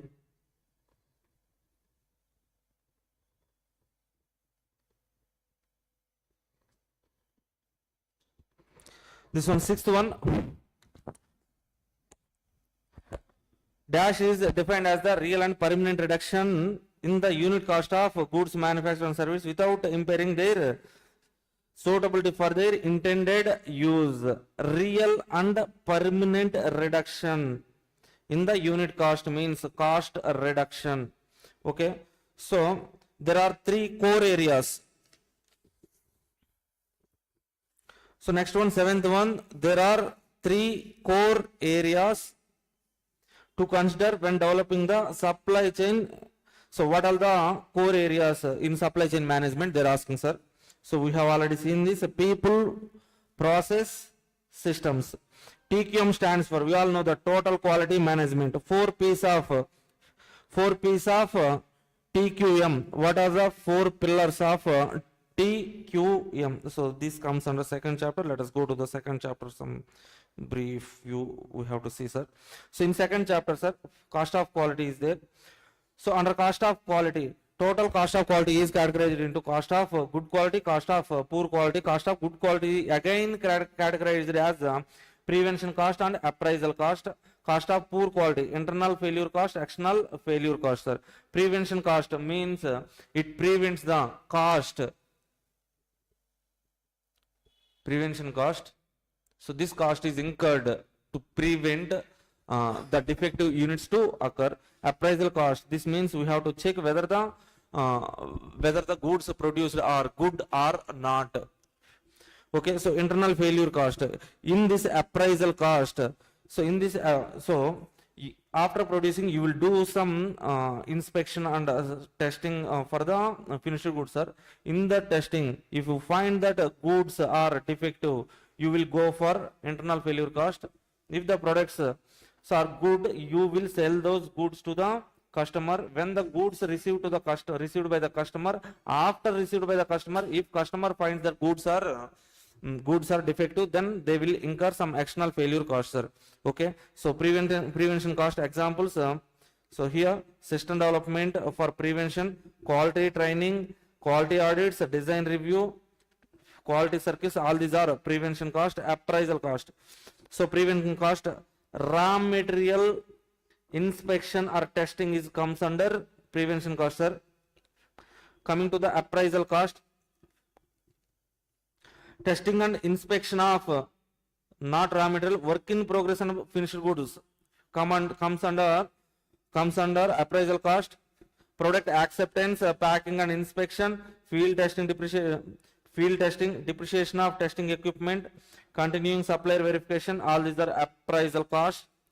So if the goods are found to be defective in internal appraisal cost, internal test, then you will go for internal failure cost. Okay, so either you can scrap it or rework it or inspection, retesting, repair it, all these are internal failure cost. If the good is found to be good and when it is delivered to the customer, after delivered to the customer find that good is defective, then we will incur some external failure cost, sir.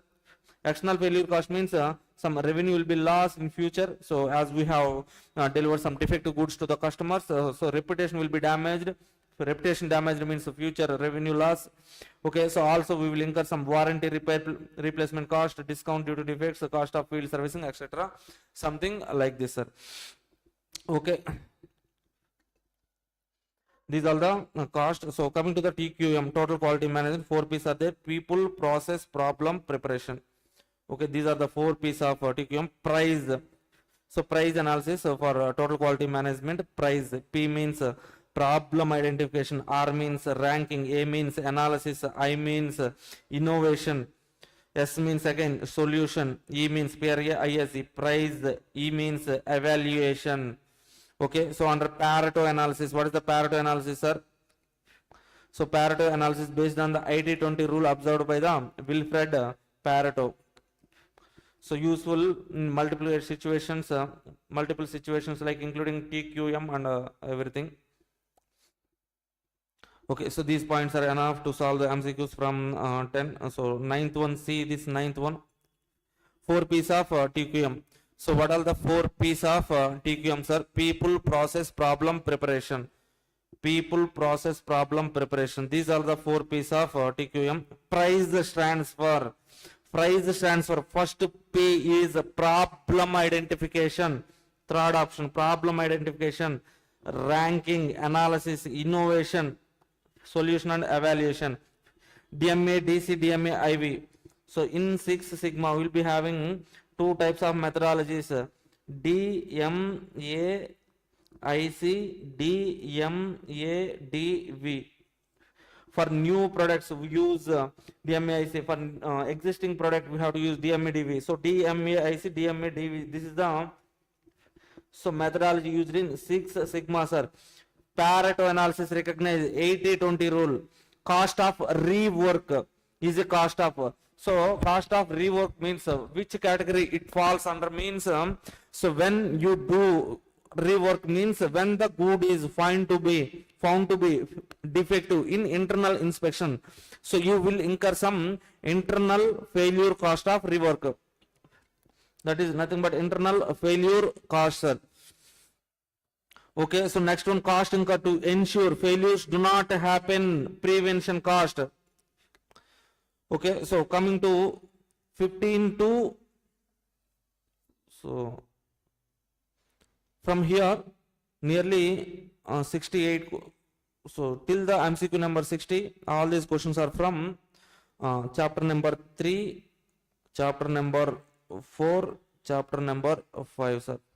Some problematic questions will be there, so I will just give you the overview how to solve the problem and what formula should be used, something like only I will give you the overview, sir. Okay, so but you have to, you should try to solve these MCQs, sir. Okay, so let's start with chapter number 3 MCQs. Somewhat big problems MCQs are there. Yeah.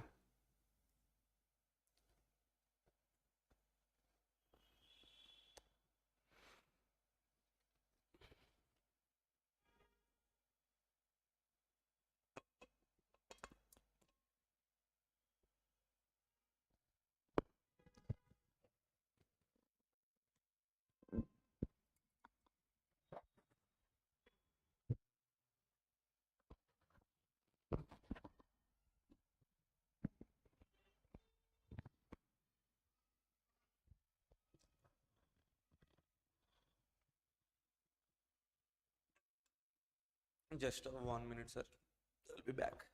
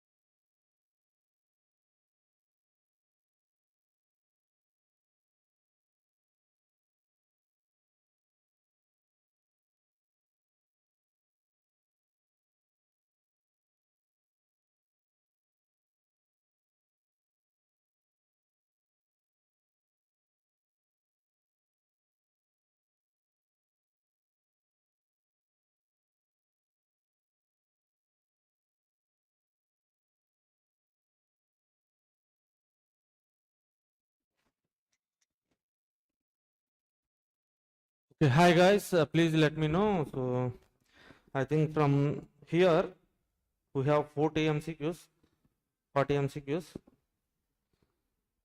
So to cover all these MCQs, it will take time, sir, 1 or 2, 1.5 hours. Okay, so please let me know if you want. Do you want the discussion of these marginal costing and standard costing and chapter 4 activity based costing MCQs or what? Please let me know. Please comment.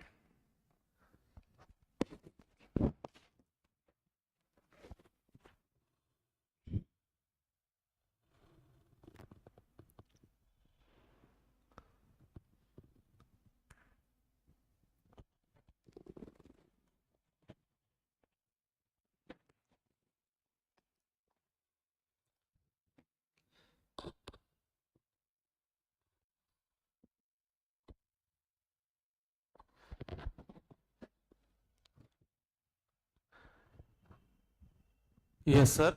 Okay. So if you want to watch these MCQs, chapter 3, chapter 5, and chapter 4 MCQs, okay. In BCCA app, in our BCCA app, so making it available for you. So now, okay. So start your own preparation, sir. So some problem oriented only, no. So some applying some formulas. Okay, so start your preparation, just revise. Okay, so before closing the session, I would like to say some. So be confident, sir. So tomorrow, so everything will good will happen for us. So go to the exam with some high level confidence. So everything you know. So write the examination with some high level confidence and everything. So please check whether you have completed these A category kind of chapters or not.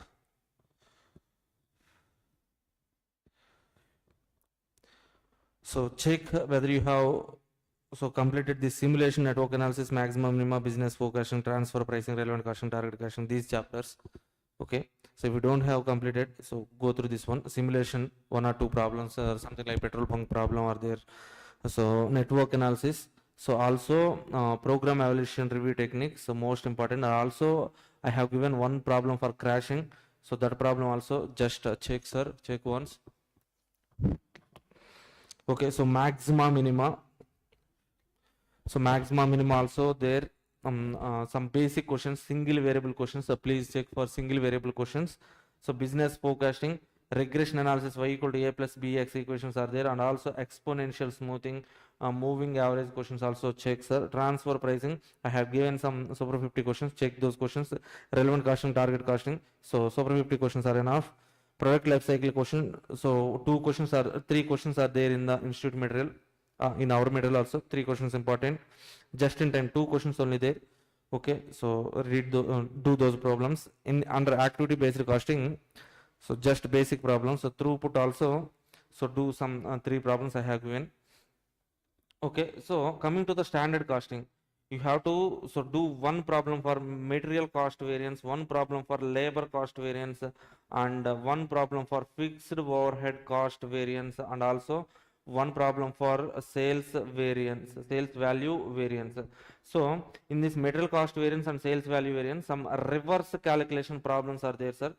Okay, so check those problems also, and also check so planning variance problem, planning variance, operational variance and planning variance problems are there. Just one past attempt question is there. So and also in institute material illustration 2 is there. Check these 2 problems. And coming to the reconciliation part, so in past attempts we have 2 questions, sir.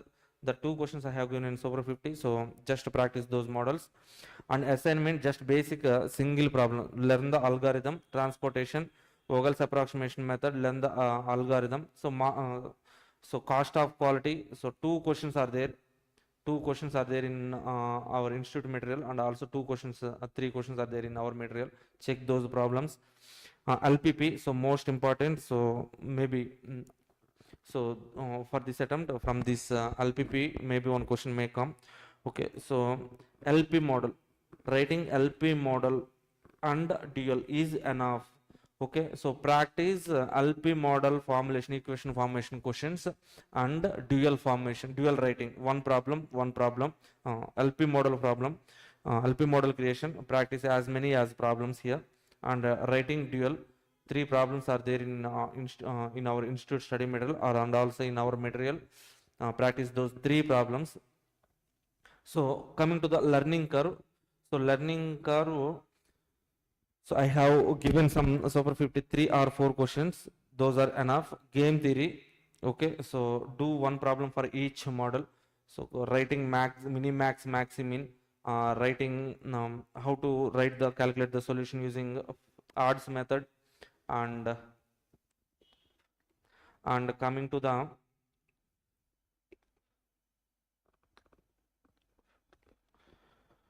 so we have principle of dominance problems are there. Okay, practice one problem. Also graphical method. Okay, so asset life cycle costing, nothing but SFM investment decisions only. So if you won't practice these problems also, as you have done SFM investment decision problems, you can definitely do these problems. So that's why don't waste your time on this chapter. So as you know the answers and everything. So in crashing, hello problem is there? No. Okay, management accounting MCQ marathon. If that is on YouTube, I will release, sir. Subramani Krishna. So thank you, sir. Magna is crashing sums, sir, and in LPP simplex is sums more important, sir. Okay, so crashing sum, do practice one crashing sum. So as in network analysis, repeatedly they are being in question paper, they have been asking program evaluation review technique only. So if you can observe for last 3-4 attempts, maybe in this attempt also they will give program evaluation review technique problem, or else some crashing problems. Two problems are there in our Bcca material. In institute material, one lengthy question is there. Don't go for that problem. Some simple two questions are there. Okay, so I have given one question in Super 50. So practice that problem. You will know. So the crashing procedure and everything. So in our marathon also I have done that crashing problem. So in simplex, LPP simplex, simplex sums are not important. So I haven't discussed in any marathon or anything. Okay, not that much important. Okay, so you can leave simplex method, simplex sums and graphical method sums in LPP. Okay. So after completing all these parts, then come to the marginal costing, sir. So in marginal costing also, what are the important concepts means? So first one, make or buy decision. Second one, limiting factor questions. Third one, accept or reject questions. So fourth one is continue or discontinue. So these are the most important problems. So models, on these models, check the problems. Okay, so that's it, guys. So I will be unlocking the MCQ sessions in our app, in our Bcca app. So go to the MCQ group 3. Okay, in that SCM and DM part will be there. So I will be unlocking those questions and those MCQ discussions. So whatever in SCM, all the parts are there. So whatever the chapter you want to discuss, just go to our Bcca app and discuss so you can watch the MCQs. Okay, so thank you all for your support and love and everything. Love you all. Bye, guys.